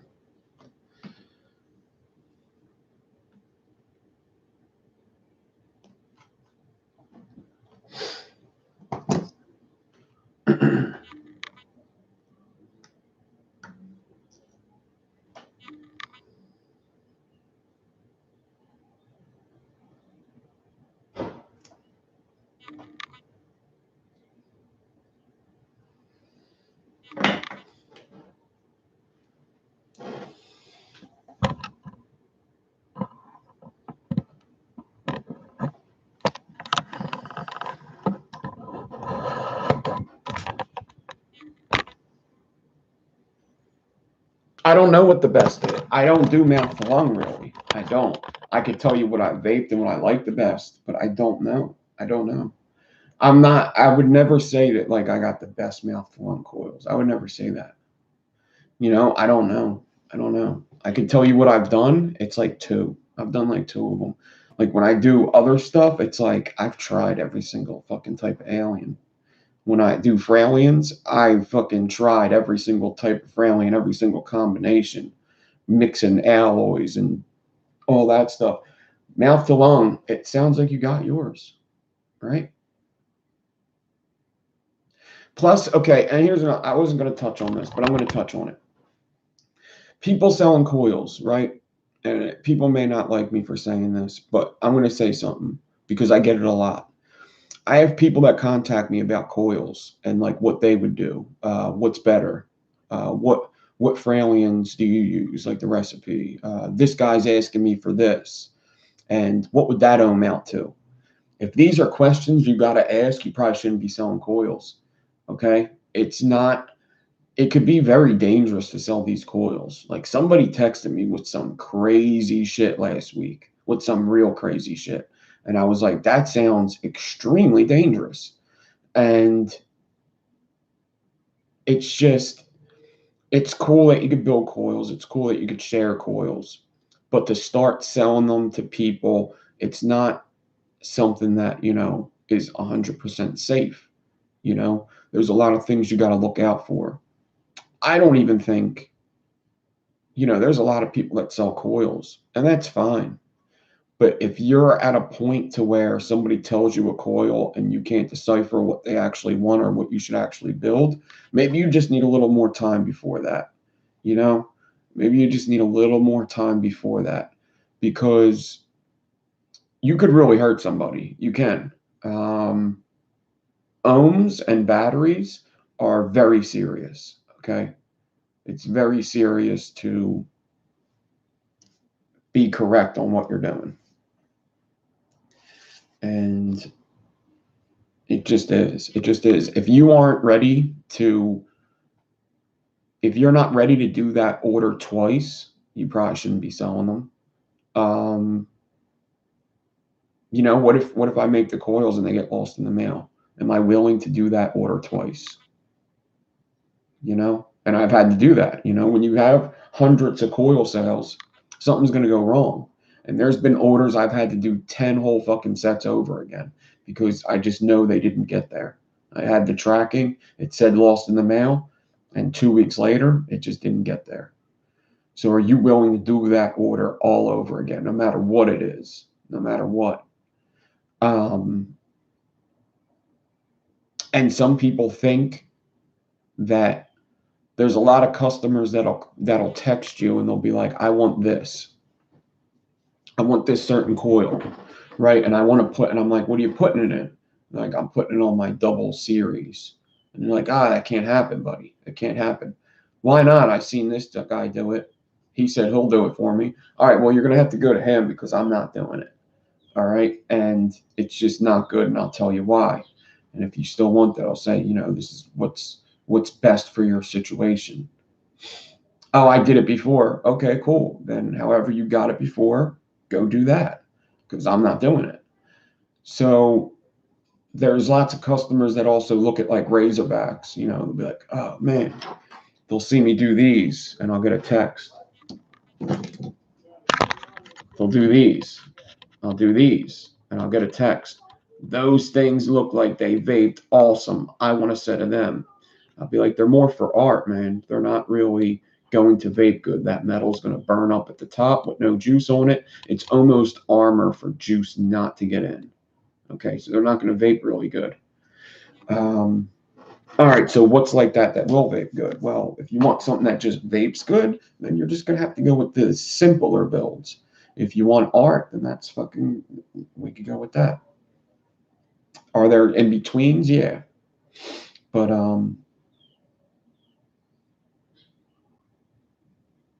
yeah, I think people jump into selling coils very quickly. And if you have to ask another coil builder what something ohms out to, or what's considered a dual coil when talking about bridge coil or anything like that, if you don't know all the answers, you probably shouldn't be the person that people go to make sure that they get safe coils to vape that are great. And asking for coil recipes is also another thing. It's like if you sell coils, you should already know the best, right? You should already know what you like. Yeah.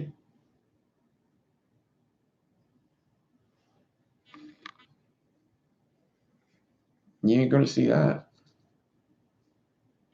You ain't going to see that title. You'd see what other names in there, not mine. If somebody thinks that if they're like, oh, I don't even sell to people that say, these are my first coils I ever vaped. I'm like, oh, no, I'm not even doing that. Or I'll make sure that, they're not idiots.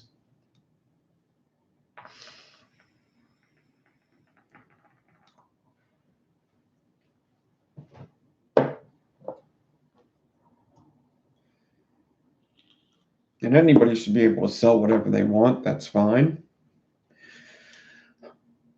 But maybe,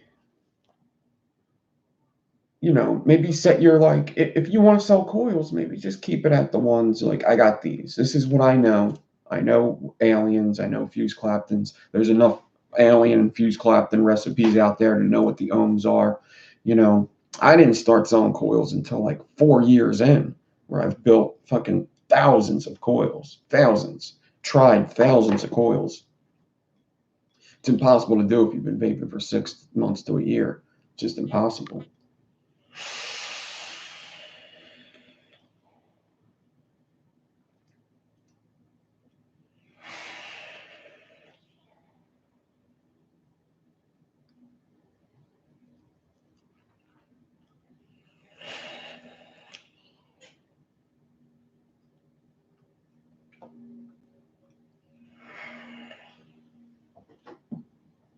Just think about it. Like, what if, just for instance, what if M-Turk came out with, this is just a for instance, this would never happen, I don't expect. This is just, I'm making this up. But let's just, for instance, All right. If M-Turk comes out with a Fralian, he starts doing frame staple alien coils, and they say 0.10 ohms on them, N80. Do you think I could DM him and be like, what wires are you using? You know? What wires are you using for that? What do you think he would say? I know what I would say. You know, I'd be like, I spent a lot of time figuring this out. Because what if I turn around and start making them? Right? It's kind of the same thing. It is the same thing. It's just, you don't open up a Home Depot if you've only been in home improvement stuff for 6 months to a year. You don't start, there's exceptions. There's always exceptions to everything. There's people that are really fucking smart and they're really good at stuff where they could do that, Maybe they're doing nothing else all day and they're able to make, 35 fuse Claptons and try them all out and see which one's the best, see what ohms out to everything. There's exceptions. Yeah.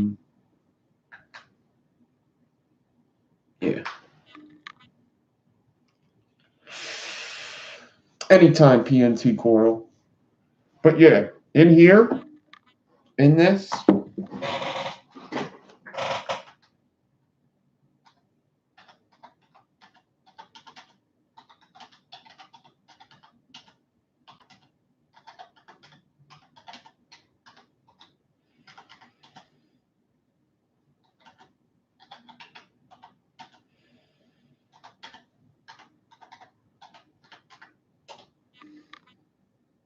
did I just write that all out and it didn't even go? Oh my God, hold on.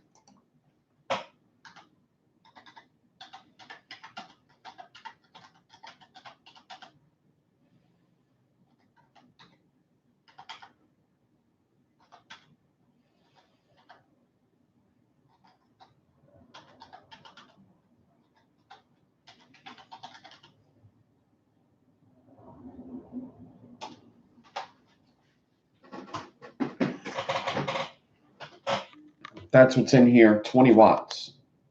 20 watts in this thing, 18 watts in this. Can you open this? Can you tip this over and open it? I'm about to say.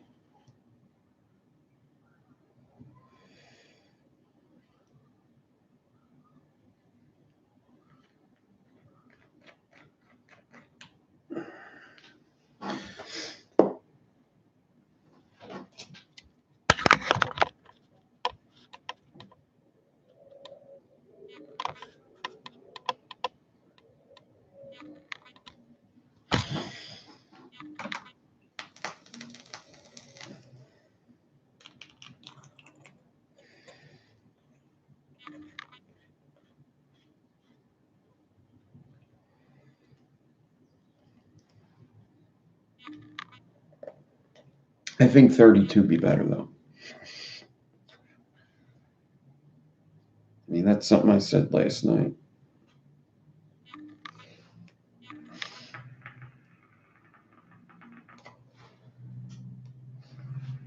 All right, I think we should start fusing this now.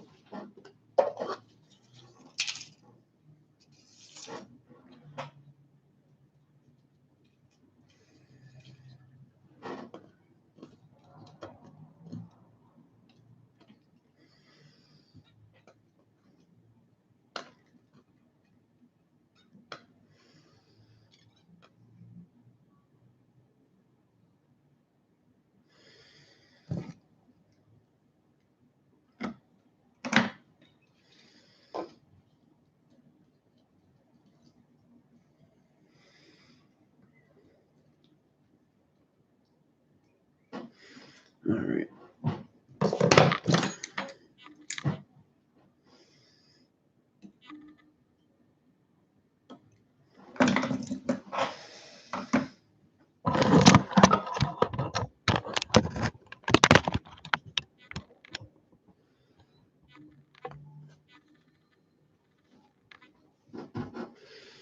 So you can see them two frames stacked on top of each other.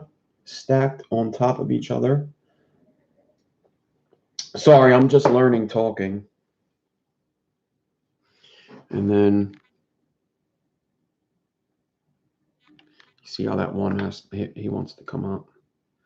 We need to take care of that now.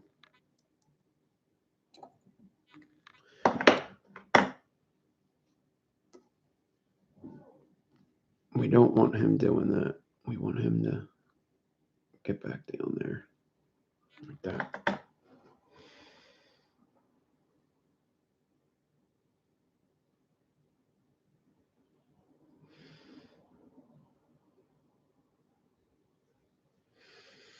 All right. So 2 frames, double barrel frames, 34 gauge stacked on top of each other. And, you know, got that parabolic on the inside, ribbon frames. This is looking good. I'm hopefully it fuses as well as everything else went. The only thing that was kind of giving me trouble with this build so far is the double barrel frames, which they always give me trouble just because they're hard. I mean, there is no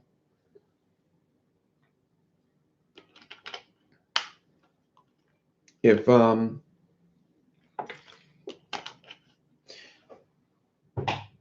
sometimes like there's no tricks. It's just hard, right? It's just fucking hard. There's just things that are just hard. And you run out of tricks. It's just you gotta do your best. That's all. There is no other tricks to show with the double barrel. It's just hard. That's what makes it. That's what makes it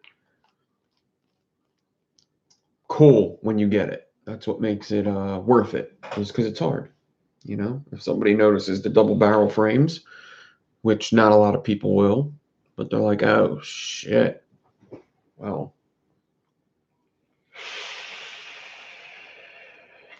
I didn't know you were going to do that.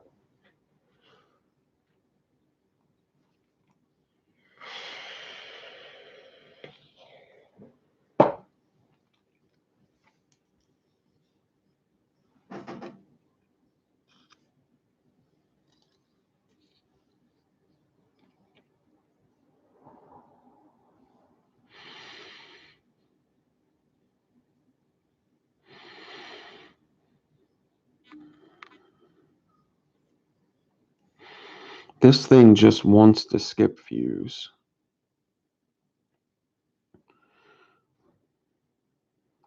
I don't know if I'm mad at it for that. I don't think I am.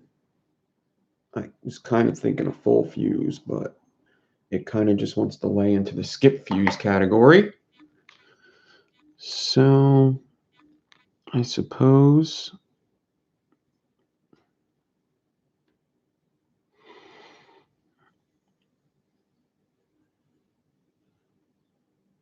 oh, that just skipped too.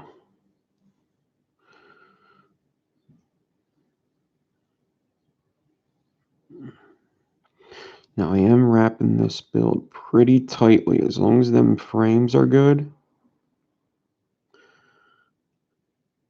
That's what I'm going to do.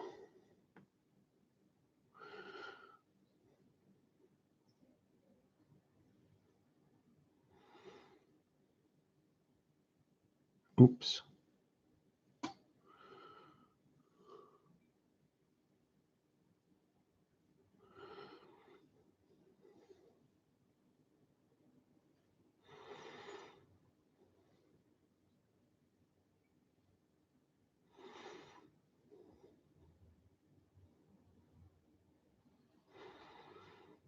All right. So I wanted to get as many wraps into it before I take this first thing off or either try to slide it down or whatever.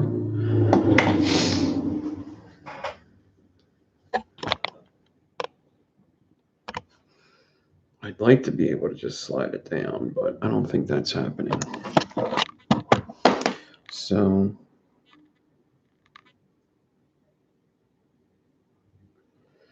there's definitely a lot to do before that next wrap. This is probably the biggest space in between. But I think If I pay attention, I'll be okay.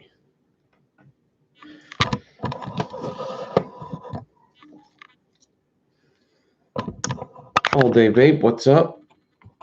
All right, PNT Coil, thank you for stopping by. Come back again.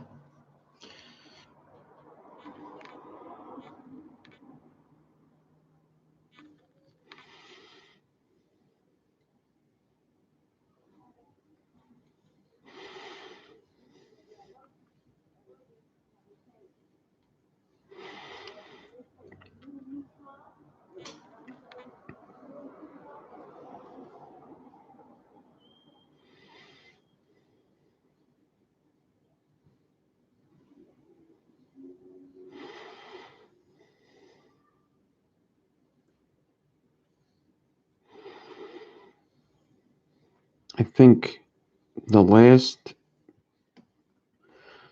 time I did a build off, I tried to do a coil that was a double barrel pitchfork with double fuse, and I really fucked it up.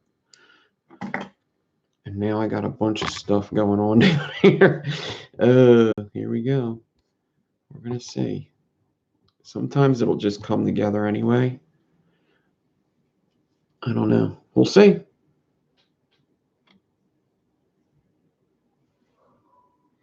I mean, there's precautions I can take right now. Yeah, let me do something here because this is if I keep going, there's a chance I might fuck this up even more. So let me just very gently doing this. And it might not be a bad idea to just take a clip and carefully, I do not want to mess with them double barrels. I just put a clip in it right there, just so it's kind of held together.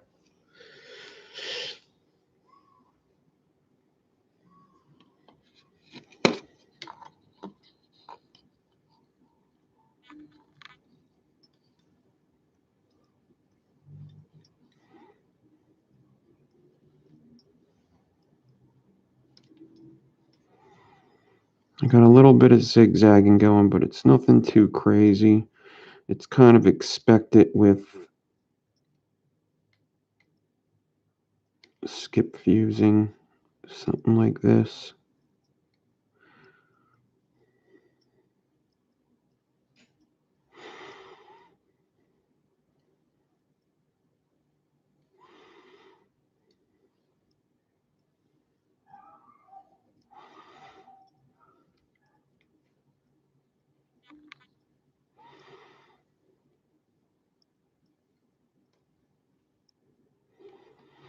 All right, and every once in a while, you gotta. Yeah, this is definitely better skip fuse because you wouldn't even notice them double barrels if I probably did more fuses than that. If I did the full fuse.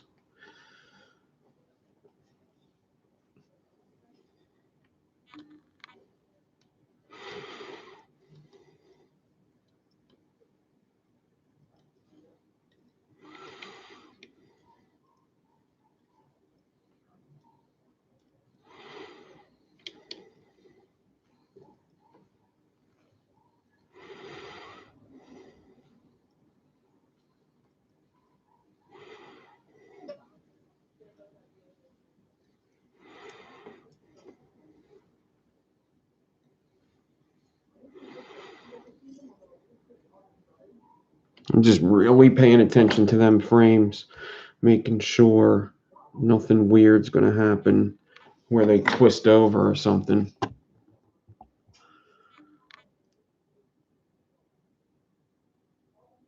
What's up, Dustin? I don't know if I said hi to Chevy Man today.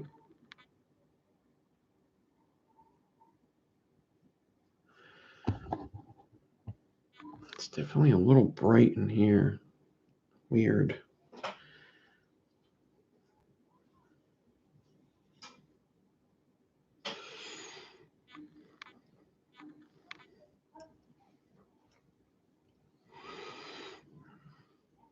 Now I do only need like probably like 4 or 5 inches of this, maybe 4.5, 5 inch of this build.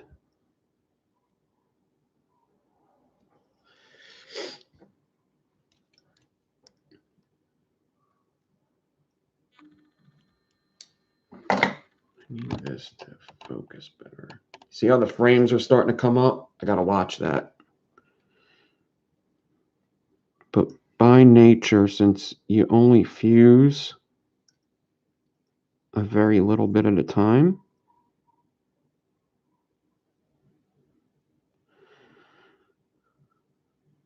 oh yeah, they wanna, I don't know if it's because of the next wrap or if it's because of the clip that I have in here, but they definitely want to start twisting for sure. They definitely do. Whoa. They definitely want to start. So it's probably better I just take this next one out, relieve the tension on them 34 gauges. Because if they're twisted in here, I should be able to still get it just based off of you're only fusing a very small section at a time. So I'm going to take them off.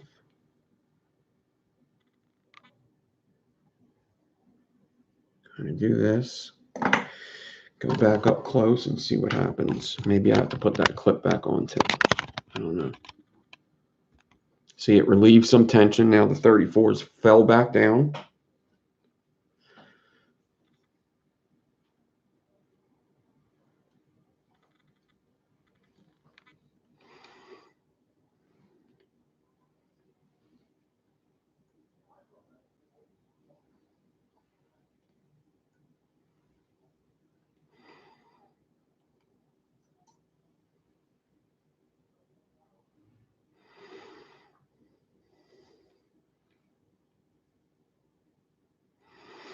And now this is probably going to be a situation where I got to fuse a little and pinch a little every little bit.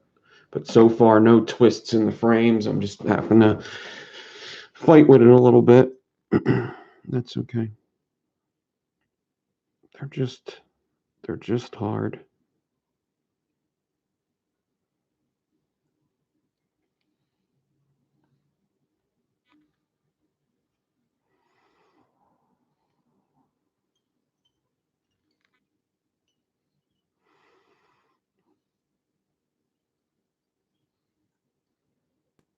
But at least the parabolic is behaving.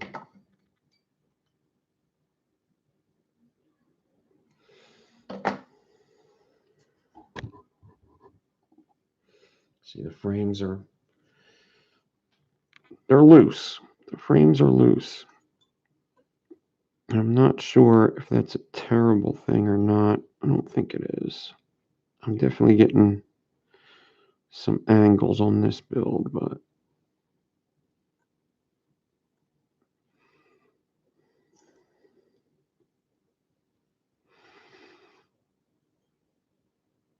yeah. I could think about maybe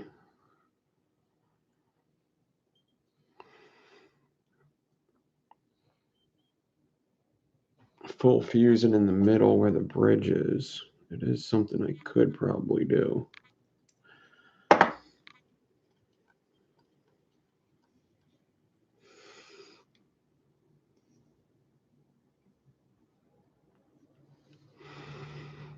would be a way to fix the angles that are going on now.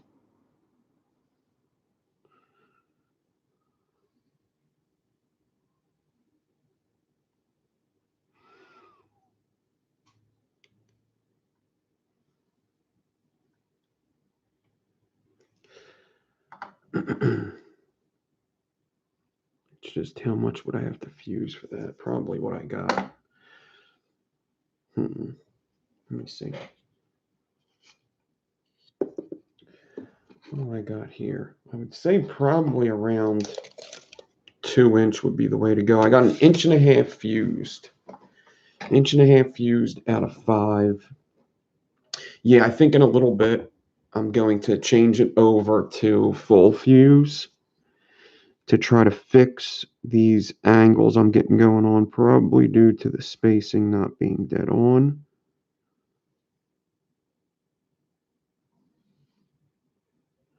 Because I don't think I skipped a spot anywhere.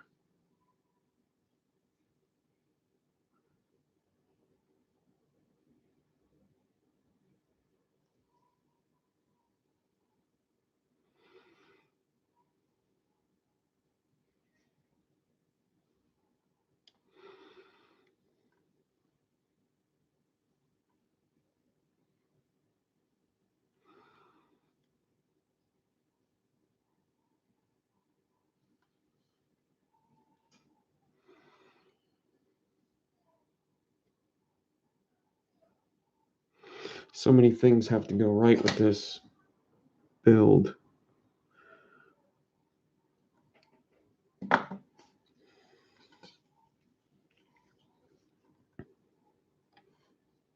Man.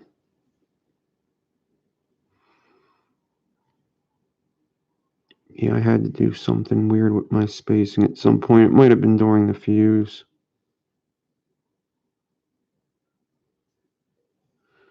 I think I do see a space back there. I probably could have did better.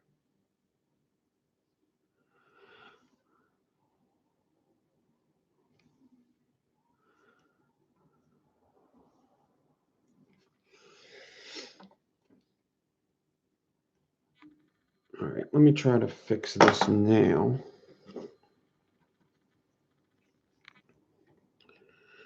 So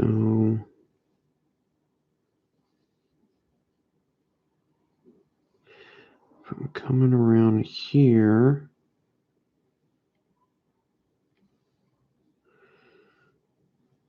and I do this.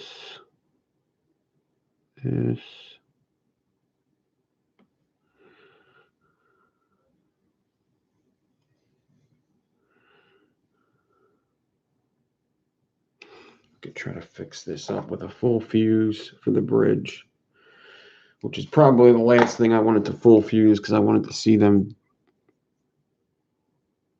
double frames, double barrels.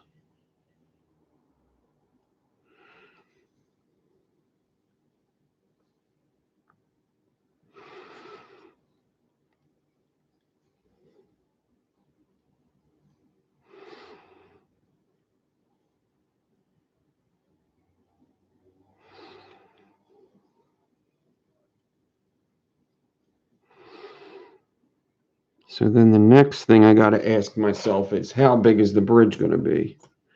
And I guess the best way to do that, to figure that out, would be to get the RDA it's going in.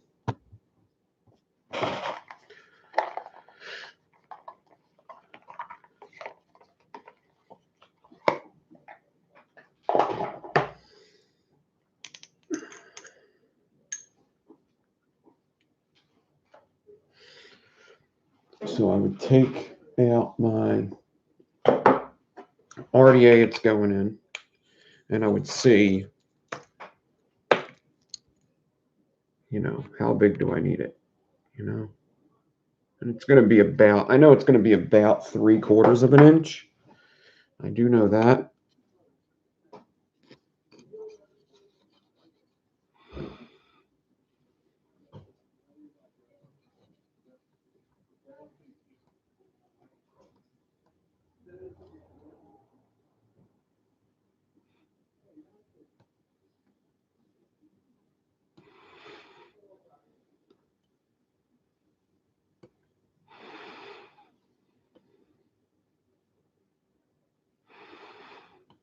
And I'm hoping after I get done doing this full fuse here, that I could come out of it and get a nicer fuse on what would be the second coil.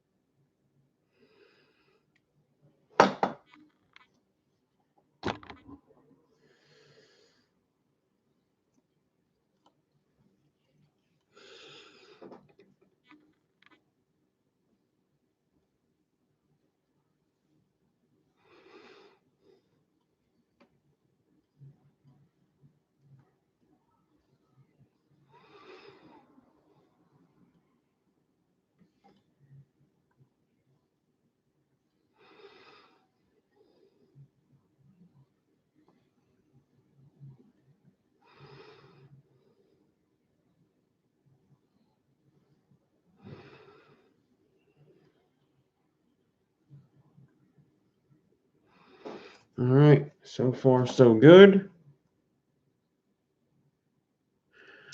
How much more do I need of this?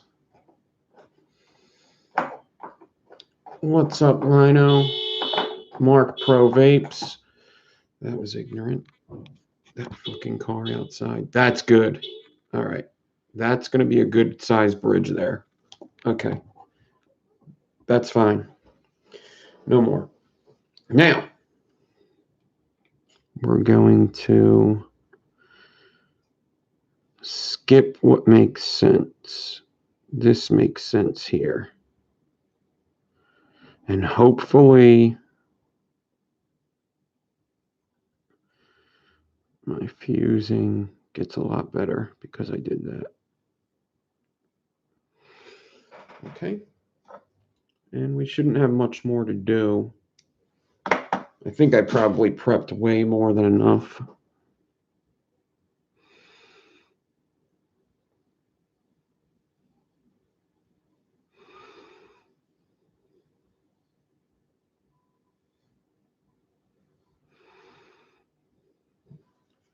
I just got to pay attention because I kind of botched that first side.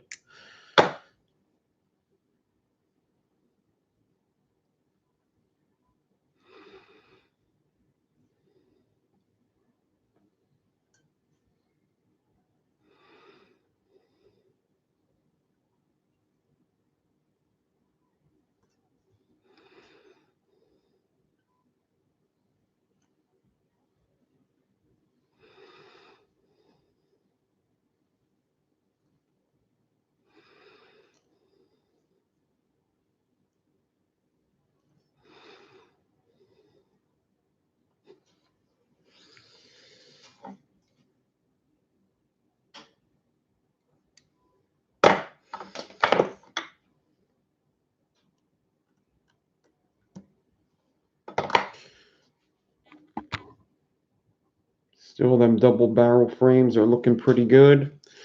I do have this parabolic kind of trying to come out, but I don't think it's going to do anything. I'm calling its bluff. Where are you fucking going? Fucking nowhere. You ain't going fucking nowhere. Because as I fuse it and pinch it down, it's getting tamed a little more.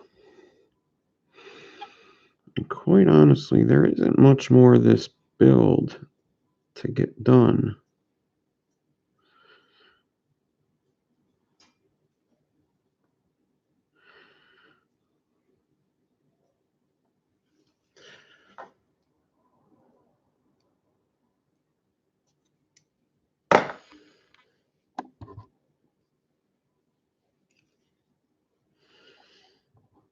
I'm coming up to another binding point.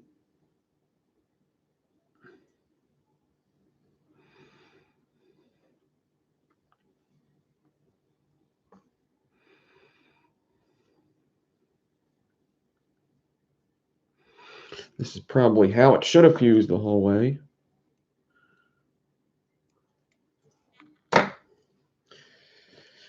Definitely pretty happy with what's going on here. I mean, there was a part back there where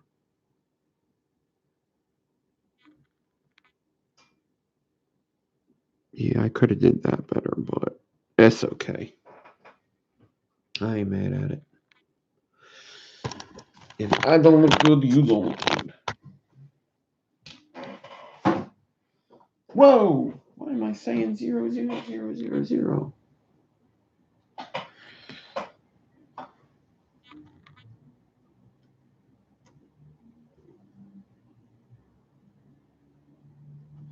So I only need to go a little bit more to get what I need,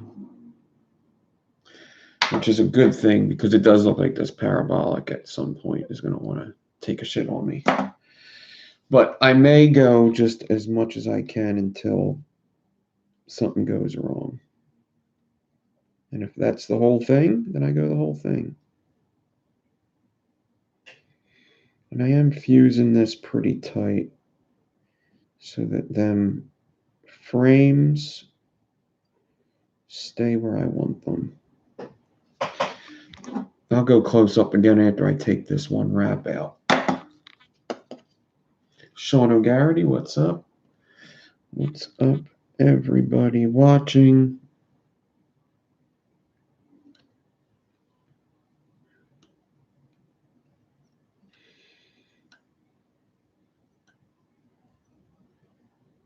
Yeah, this one coil here is going to look a lot better than the other coil. But this is going to be a single coil. It's going to be a bridge build. So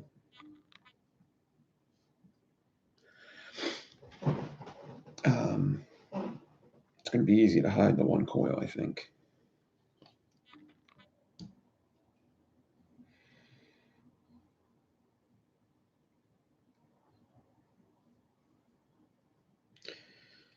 I probably would definitely say to just do one coil at a time with these double barrels at least. The parabolic is fine.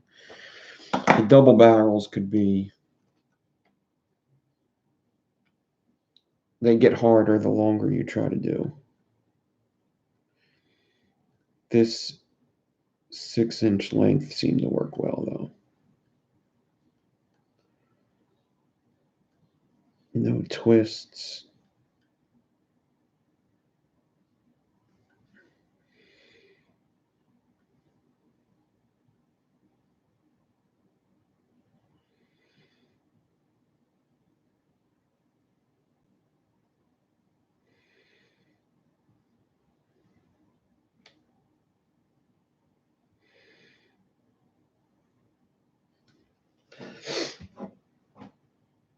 This thing's gonna look pretty badass.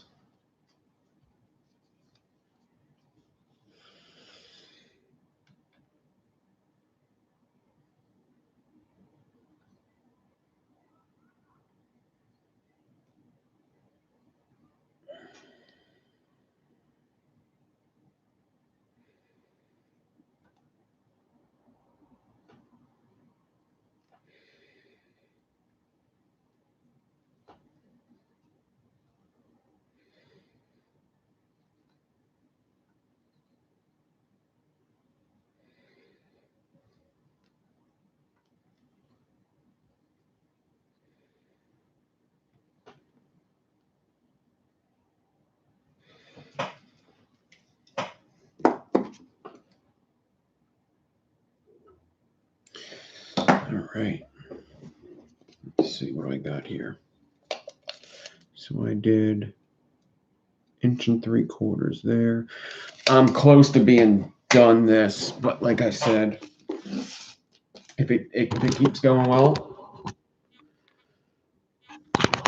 keeps going well, then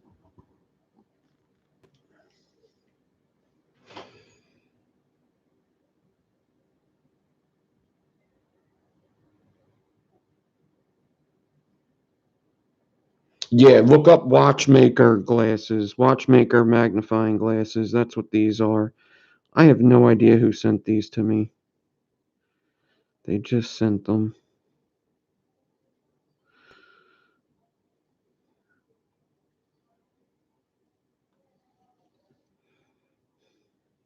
Well, the fusing's going off now, so it'll be a good excuse to give up, I think, in a second.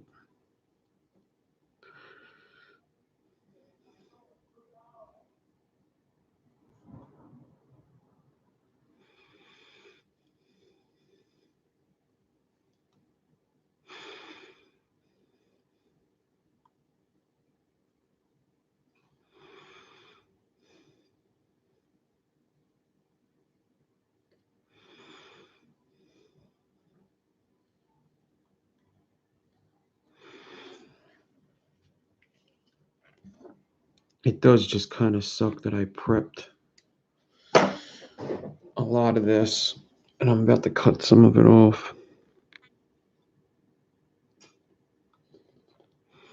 But I suppose that's the price you pay.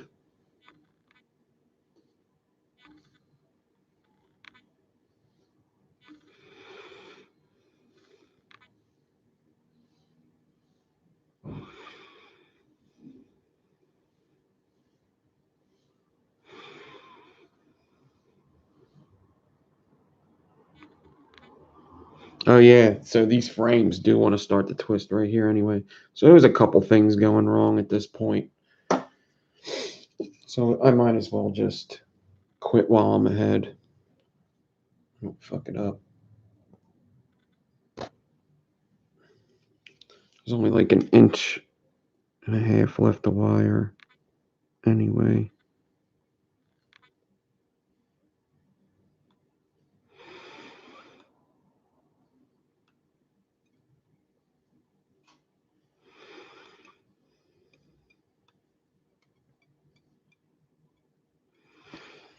All right.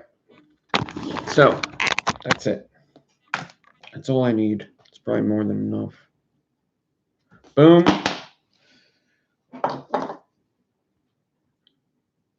Boom. Boom. There it is. All right.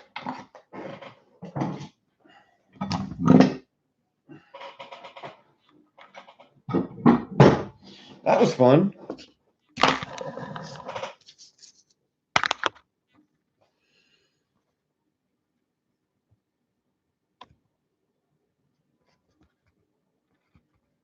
So this is the good one.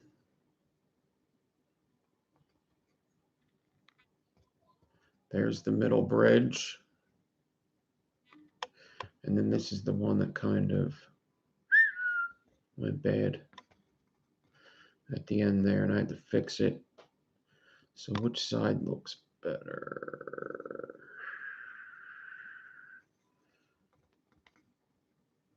Well, this side don't look bad.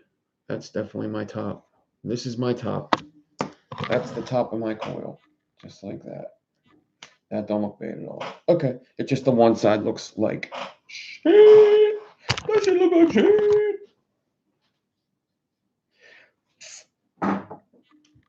Bridge coil. Basic bridge, not like an altar bridge, just a basic bridge.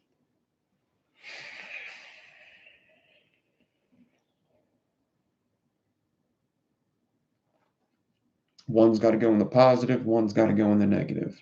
It's pretty simple.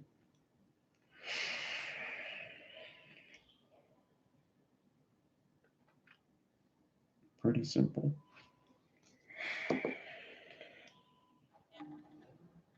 Going into the dot mode.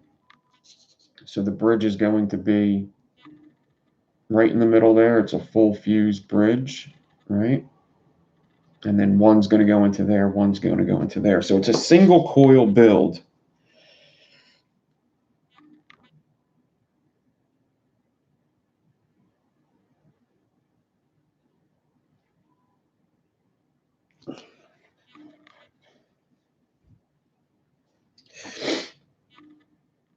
Single coil build.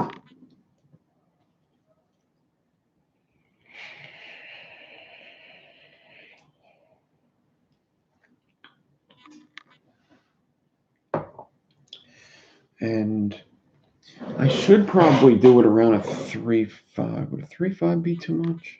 No. I should do it around 3/5 so I get the most out of my wire that I want. I'm thinking it's going to be 2 wraps on either side.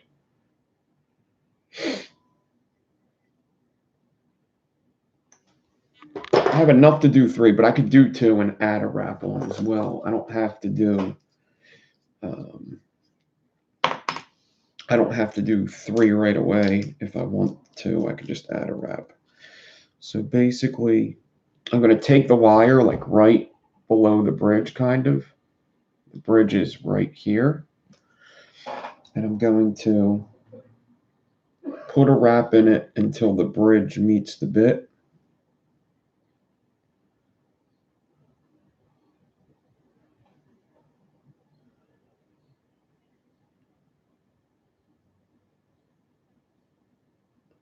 All right, it has met the bit. And I have to flip it over to do the other wrap.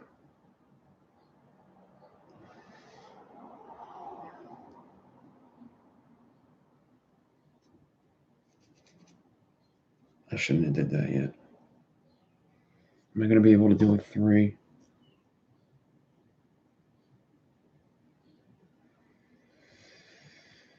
I shouldn't have did that yet.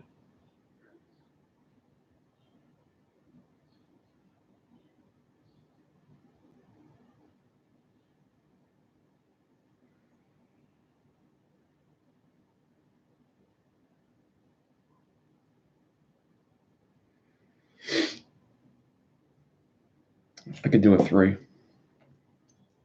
So the reason why I shouldn't have did that was I got 2 wraps in it right now. The bridge is on the bigger side.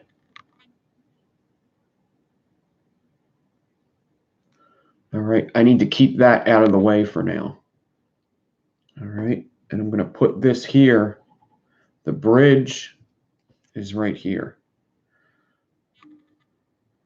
The bridge ends where the bit is. And I need this coil to be on the opposite side of the other coil. So now I'm just going to take it and do two wrap. Let's see what it looks like with the 2 wrap. So this is going to be like that. I could do the 3 wrap in both sides. So now I got to bring this wrap around again. And so it goes into the dot mod. I know you can't see what I'm doing. Just like that. And now this wrap has to come around to meet the middle as well, which is going to be at the top. Wait, it's going to be at the bottom. Both are going to be at the bottom. Both are going to be at the bottom. Look at that, right?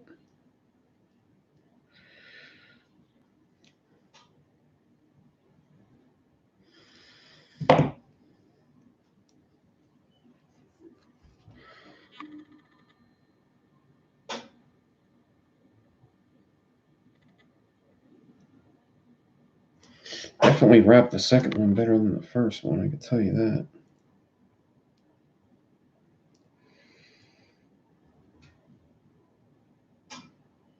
That's okay.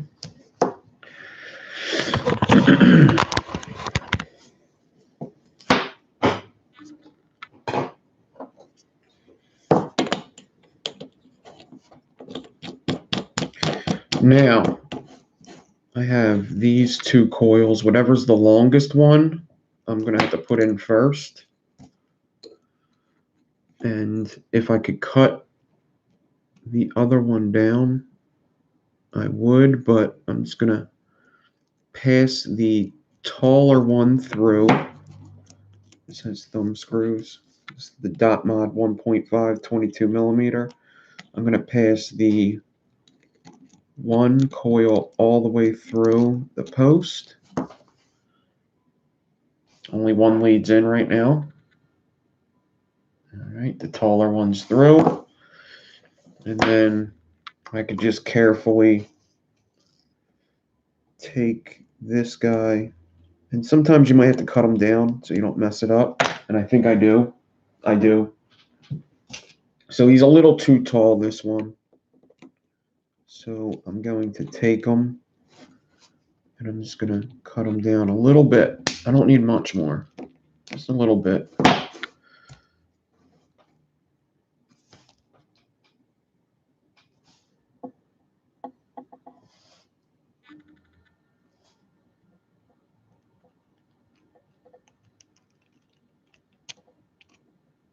And now I should be able to play with it to get it in there. Just like that, like that.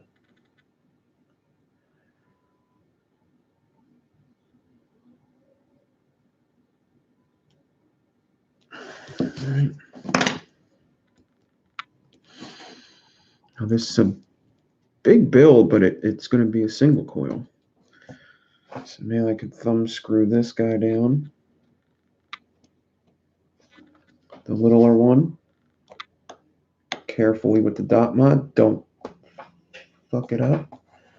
Fucking expensive little fucker. Alright, so one's tightened. And now I just got to tighten the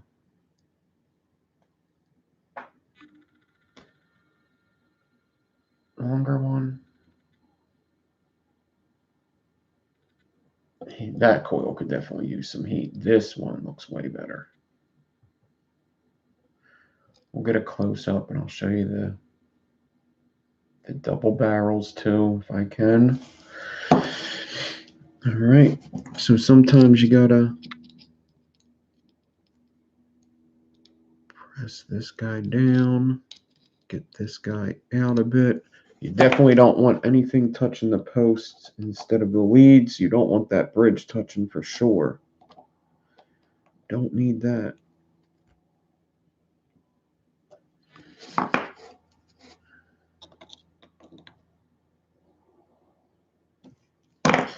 Tighten them down. I could straighten them out a bit. Sometimes it might be better to have two bits to straighten them out. But I got that. And now I just got to cut carefully. I cut that lead out. That went across the room.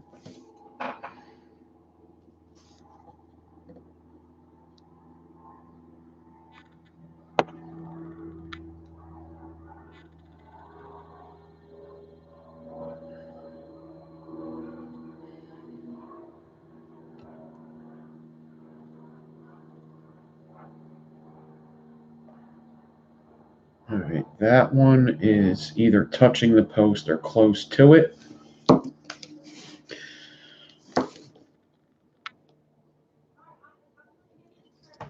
There you go.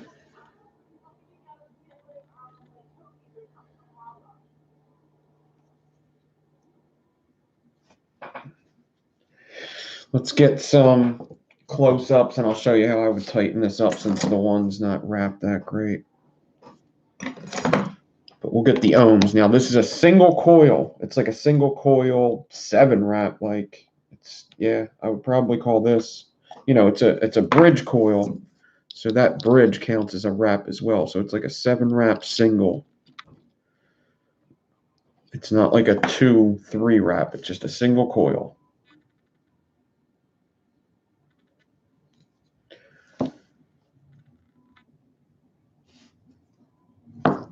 All right. Let's see what the ohms are.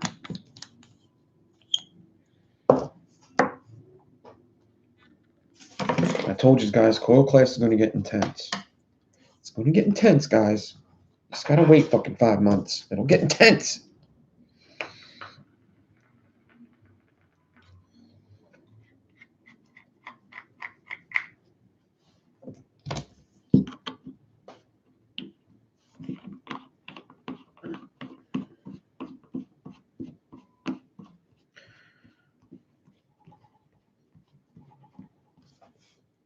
New coil, 0.20. Hold on.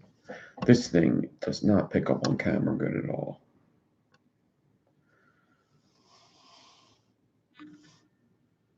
.20 new coil. Let me hit the fire button. It's staying at 0.20. It's just, I would have to lower the, so I'm going to put this down to like, I don't need many watts here. I just need like 15 watts. And what I want to do is I just want to tighten it up. I just want to make them wraps look a little tighter, especially this one. That one I didn't wrap too great.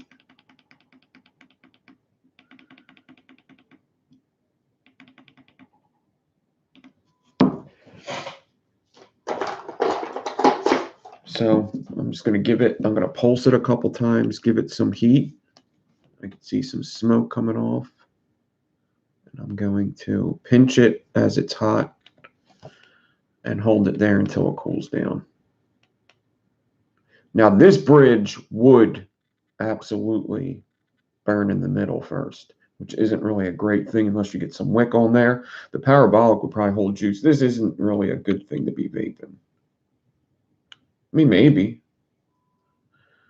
I don't know if I've ever done one parabolic and vaped it. So I'm just letting it cool down, and that should tighten up my wraps on this one.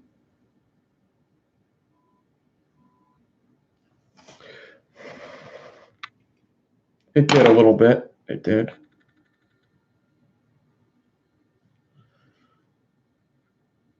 Yeah, it was kind of matched now. I'm good with it. I think the cap will still fit too. It does. Cap fits. If I had some light, you'd be able to see the bridge inside. All right. Let's look at it close up, and I'll show you what these double barrels look like.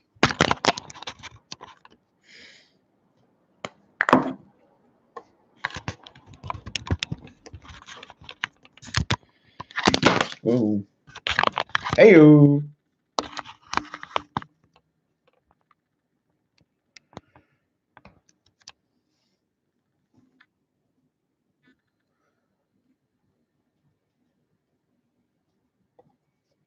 So that's what the bridge looks like. And then that's what the front of the coil looks like.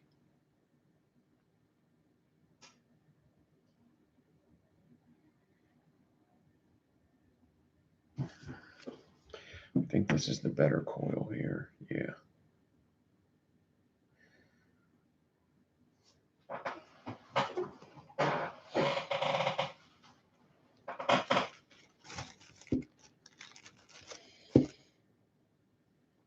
All right, now let's look at the sides, which is going to be a lot of fun to show.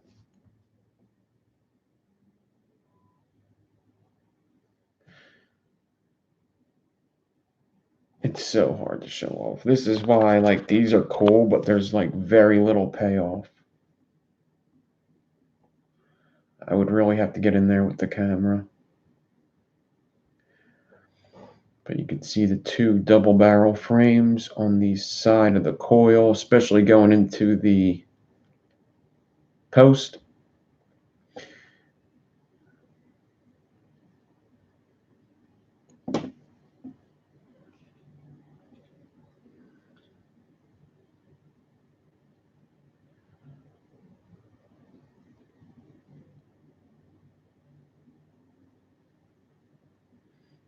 Vaping elevator guy, what's up?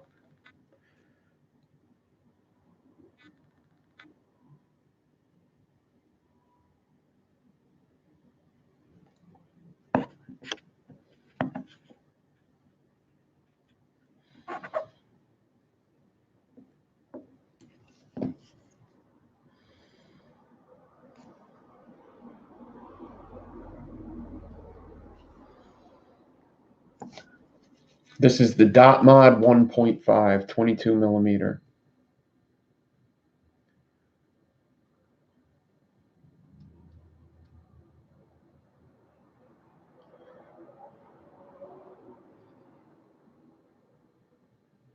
It's a pretty old RDA. Yeah, that one wrap went really wonky.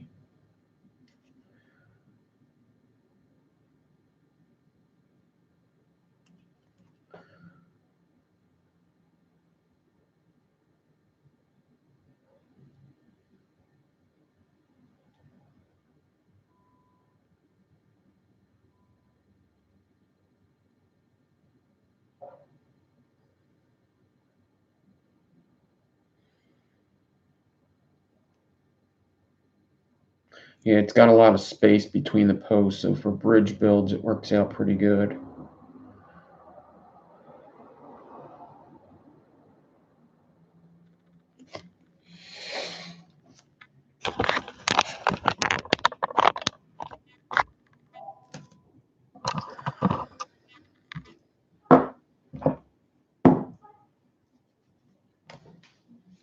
It is in shape.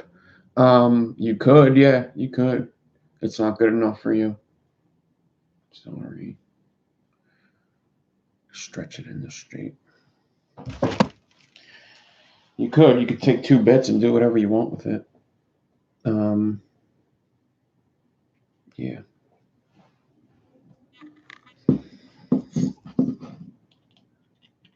Until it gets heat, it's going to just keep bouncing back.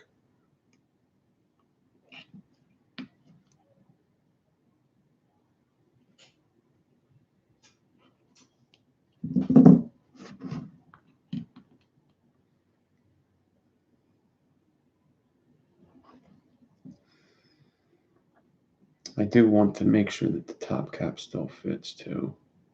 I may have to bring this one in.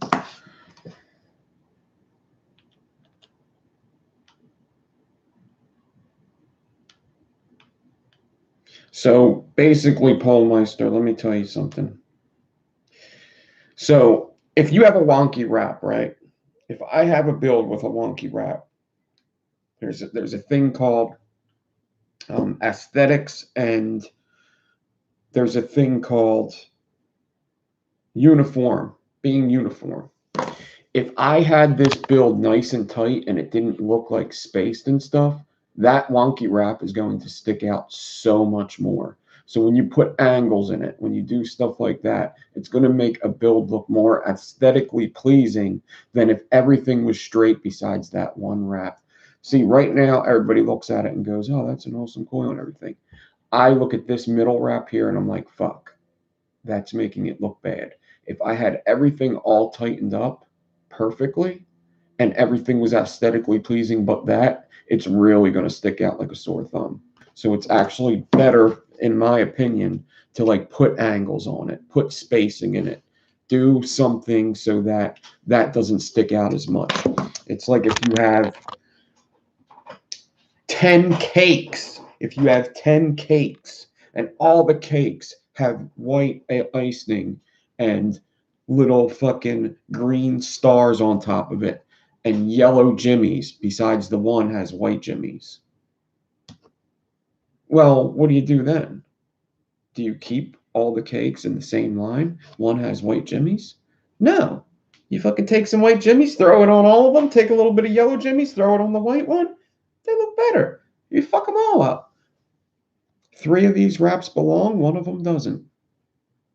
Let's make them all look the same. Let's space them out, put some angles in there. Because if I made it straight, nice and tight, it's going to stick out. It's going to, yeah, so I see there's no pleasing you.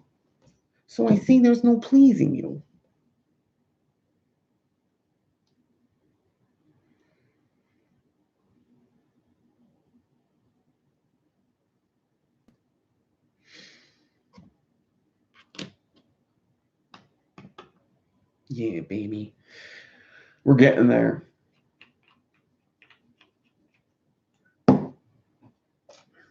We're getting there. We got some builds. What's next week? I don't know.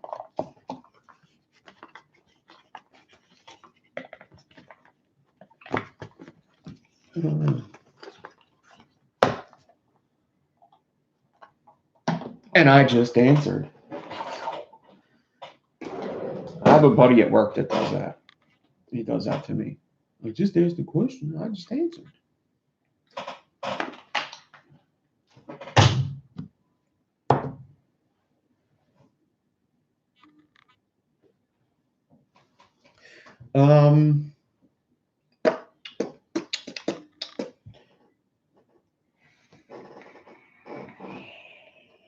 Where's my book?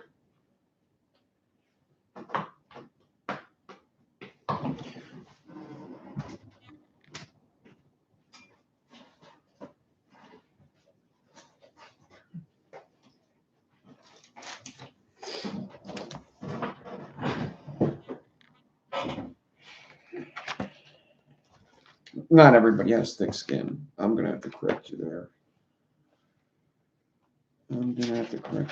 You'd be surprised. Fucking bullshit I gotta hear. How much fucking bullshit I gotta hear. Pattern. Oh no, that was parabolic bridge. Double. And now next week is pattern and binary, which I don't even know if that's a good thing to put together. Yeah, I guess. Pattern binary, lattice build, reverse pitchfork, hedgehog inlay, and pitchforks, which pitchforks may be more than one episode.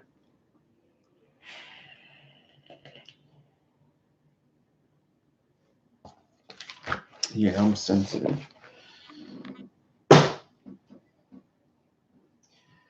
So, yeah.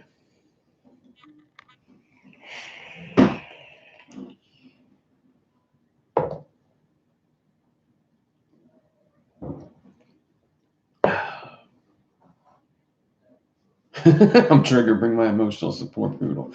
Dude, what is up with everybody has a fucking thing, a dog, a service dog? That's just an excuse to bring it indoors. I like dogs, I really do. But I don't want a dog sniffing up my ass all the fucking time, you know? Not all the time, anyway. I don't mind dogs. But like, I don't want them in my coffee shop. I don't want them where I'm eating, and don't let it jump on me in the middle of the street. Because what if I'm scared and I punch them? I just don't like that shit. And I don't like people that bring their dog out without a leash. You're some kind of asshole. Because maybe your dog's okay, maybe. But then again, he's a wild animal, so how the fuck would you know? But some people bring their dog outside, and I've seen this happen too. They do it a lot around here. Well, I got my pit bull, and he listens to me so much, and I got my pit bull, and he's so nice. He would never bite anybody. That's the problem with pit bulls, is you think that they'll never bite anybody. There's always a time in their life where they bite people. I've seen people literally say that, and then the pit bull nibbles at their fucking fingers. Like, don't say that. And if you have your dog off of a leash and some other asshole has their dog off of a leash, and you're like, I can have my dog off of a leash because I got cats and my dog is so good around my cats, right? My dog is so nice around my cats and I like it. But, you know, that cat and that dog were laying together all fucking night, and, you know, they got their scents on each other, and then you go take it for a walk without a leash, and then this other asshole who's dumb and Pinscher is such a nice dog. I don't know why they get a bad rap. Sees your fucking dog and smells cat. It's gonna be like, it's gonna be bad. It's gonna be real bad. If you have two dogs off your leash, you gotta be some kind of asshole. Like, okay, your dog's off a leash. Okay, if you're the only dog in the neighborhood, what if three of you are walking by? What if three of you are walking by and then some asshole with a big system in his fucking in his Honda Civics going down the street, and he's got 22s on there and they're scratching the wheel wells, but that's okay because it looks cool, it sounds cool. He's got one of them mufflers that goes and it's a little car that definitely doesn't make that sound, but it does because you put that muffler on, you got them big rims, and all of a sudden that car is driving down the street and there's two dogs off of a leash, and the guy in the car that goes pulls up and sun's glaring off of his 22s, and then he hits the horn because somebody's in the street, and it goes and the dog's like and fucking dead dog because you didn't want to put a leash on him because he's such a nice fucking dog. Yeah? You didn't think of the other fucking options, did you? You didn't think of that, did you? You didn't. You didn't think of that. You didn't think of the other options. Or how about some asshole lets their cat outside, right? And your dog's never seen a cat, but he's a nice dog. He's a nice dog. When I tell him to sit, he sits. And he's a pit bull, but pit bulls are fucking nice. And when you tell him to sit, he sits. And oh, he likes my bird that's in the cage that's fucking 9 feet in the air. And he doesn't do anything to that. So he's a nice dog. He doesn't need a leash. And then somebody's cat gets out. And the dog runs into the street to chase the cat because there's no leash. And gets hit by a fucking car. Right? You didn't think of that, did you? Nope. And you're like this. Hey, Damien, get over here. And the dog's like, yeah, fuck you. I see a fucking cat. I see a cat. Fuck you.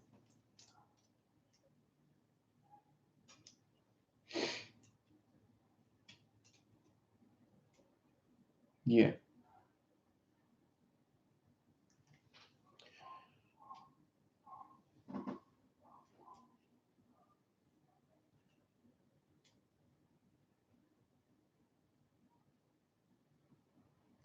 I used to have dude, pit bulls can be very, very good dogs. There is always that chance though. They were bred to kill, you know that, right? They were just bred to kill. That's what their breed is about. Every dog has a specific breed. Um, like hound dogs are, you know, they're made to catch things. Boston Terriers are made to kill rats. Huskies are made to have thick wool and pole shit. And then what's the kind of dog in Call of the Wild, or the snow sledding dogs are made to have a lot of cardio. And those are usually the worst to leave at home alone because dogs have a certain amount of energy they have to do every day. And if your dog is ripping apart your house when you leave, it's because it's not getting enough exercise. It's not getting rid of that energy in some way. So it takes it out in some way, shape, or form. Cats do it too. My cat does it all every day at the same time. If it's not tired, it runs back and forth through the house like a fucking idiot. It starts going, wow, wow, and fucking goes, it jets off. So, yeah, pit bulls were bred to fight. So it's just in there. I mean, it's not really even an argument. There's always exceptions. There's always exceptions. Always. There's exceptions to the rules. There always is, but they're very few and far between. And you can have a pit bull and it be good. You can. But sometimes dogs just snap, not just pit bulls. I don't personally like pit bulls. I would never own one. I don't like them. Um, and I've had instances with them that I don't like, and I just don't like them. Um, and I've talked about this before. If you have a dog, I mean, pit bulls, only people that should have pit bulls are people that aren't afraid of pit bulls, that will pick that pit bull up by its fucking neck and throw it across the room. If you're not ready to do that to any kind of dog, you probably shouldn't have one. Because sometimes you got to lay down the rule. You got to show them who's the alpha, you know? You just do. If you're afraid of dogs, you shouldn't have a scary dog. If you're a fucking 7 foot fucking dude, all jacked, you should have a pit bull, sure. You know? If you could beat that dog in a fight, you should own it. If you can't beat that dog in a fight, you shouldn't own it.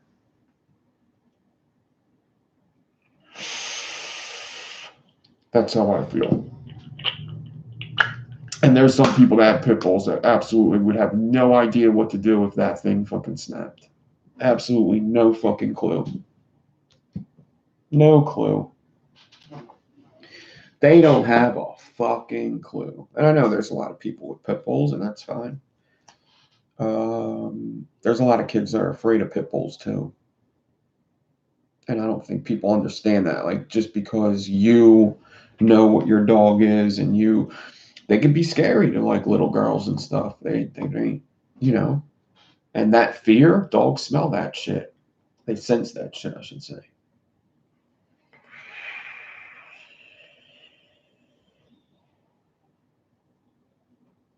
So, I don't know. I like cats better. I just do. But I've had a lot of dogs. I had one dog, he was a fucking idiot.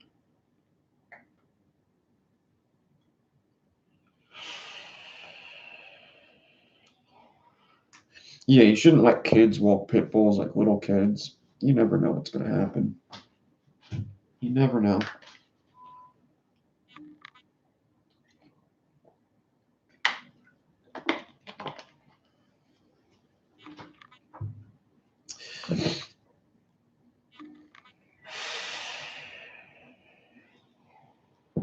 Yeah, I like cats. They're smart. Dogs are smart too, but cats also they sleep 15 hours out of the day.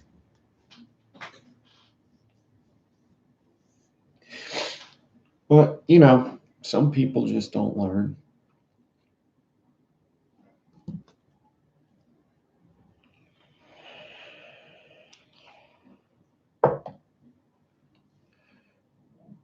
And usually a pit bull isn't it's not bad its whole life. That's exactly what the problem is. It's not. It's usually really good dogs that do bad things. It's not what it is. So when people say that, it just sounds ignorant. And you're like, oh, well, I kind of wish you didn't have that thing. That's what I think. When somebody's like, I got a pit bull and it's the nicest dog in the world.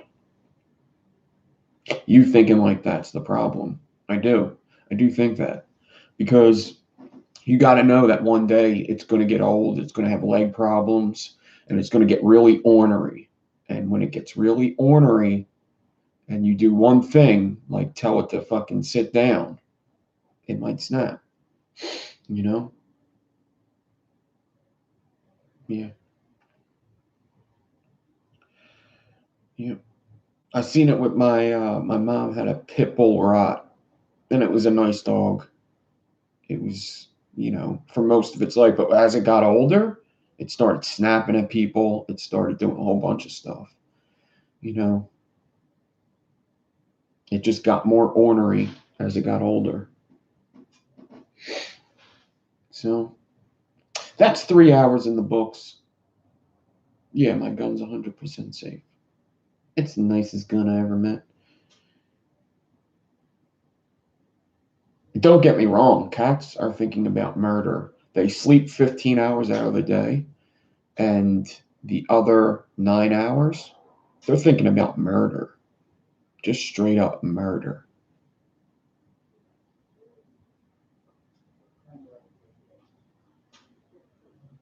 Nothing is safe.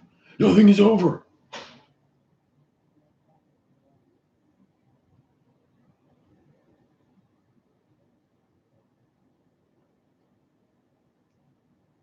The Tanuga. I don't know if I know what that is.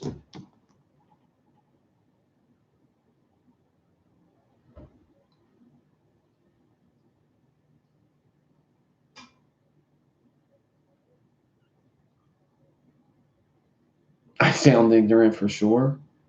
Okay. One of your pit bulls saved your sister's life when she was 2, dragged her away from a highway full of cars. And I said that a pit bull could never do that. You sound like you heard one sentence of what I said. Brody the dog. Did you hear the part where I said pit bulls were bred? They were bred. They were made to fight. They're fighting dogs. And just because it dragged somebody out of a lake doesn't mean that other people ain't afraid of them. And they never bit anybody. Yeah, how old are they? It doesn't matter. I said there's exceptions anyway. There's exceptions, of course. Of course there's exceptions. But for the most part, pit bulls were made to do that. They were made to. And I do think that people should have to have a license to have most dogs. Most dogs. Not, dude, Chihuahuas are a fucking problem too. They all are.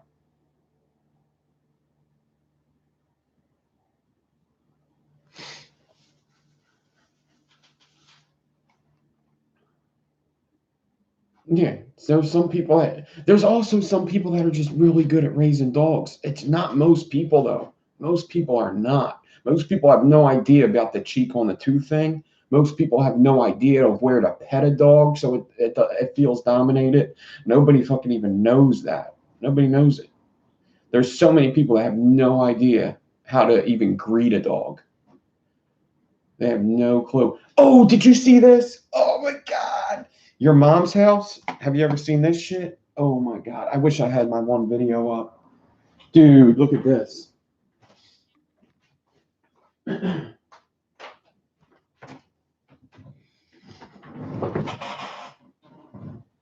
This bitch.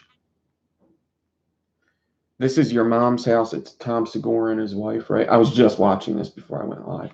This bitch goes out in the wild. Well, now that I gotta turn it down. She goes out into the wild and messes around with wolves, right? I wish I had my other thing up. And she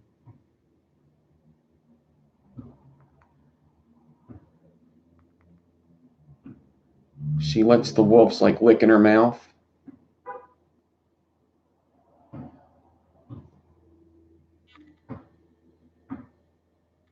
That wolf is getting mad that she's giving attention to the female. That's the alpha wolf that's growling. So this bitch is letting them lick in her mouth to greet them. She's like, they're going nose in there. She is something else. She ignores these ones because they're not a big part of the pack. She ignores them. And then watch this. Lets the other one do it. Just all nose in there. And then she lets the female come up, and the male is getting mad. When you pet a wolf at the bottom, or dogs even at the bottom, when you pet them below their head, it's more friendly. It's submissive. When you pet them on the head, it's like you're taller. If she was standing up, this would not be going on. So that dog that was just growling at her, she's letting do this. Fuck you. And then they get mad at each other and they start fighting each other. Watch. Watch this.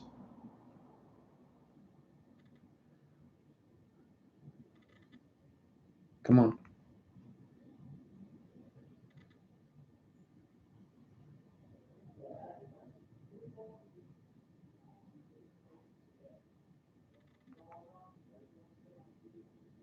Oh, I'm going behind, ain't I? Hold on. Let me see. It's so crazy what people are doing. Fucking idiot.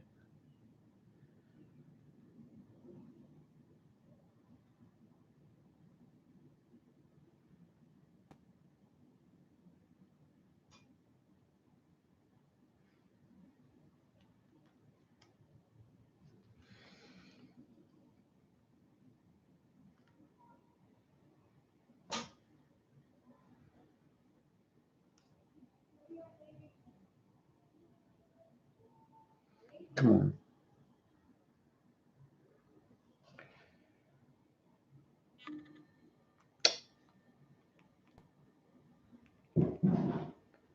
$40 seconds. Oh yeah, she starts howling with them. She starts howling.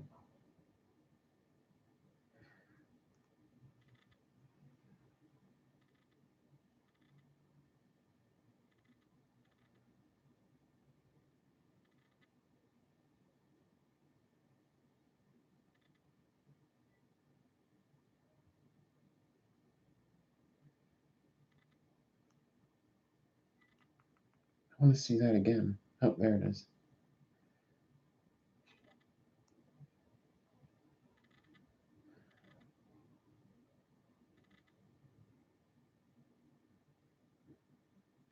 She got scared as shit at that part, too. She just got done saying, too, this bitch that's doing it. She's saying, you can't make no, even if they do something sudden, you can't do something sudden because that's when they're, go watch that. That is Making Friends with Wolves, your mom's house highlight. Making Friends with Wolves.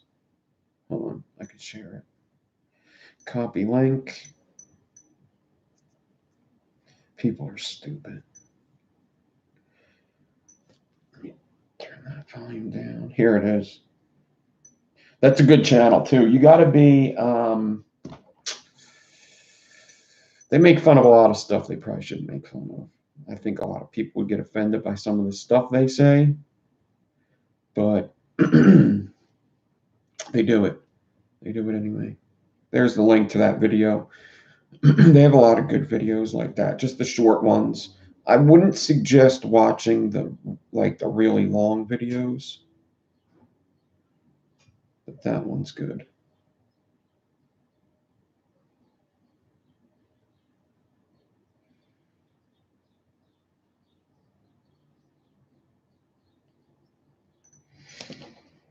All right. Even snakes?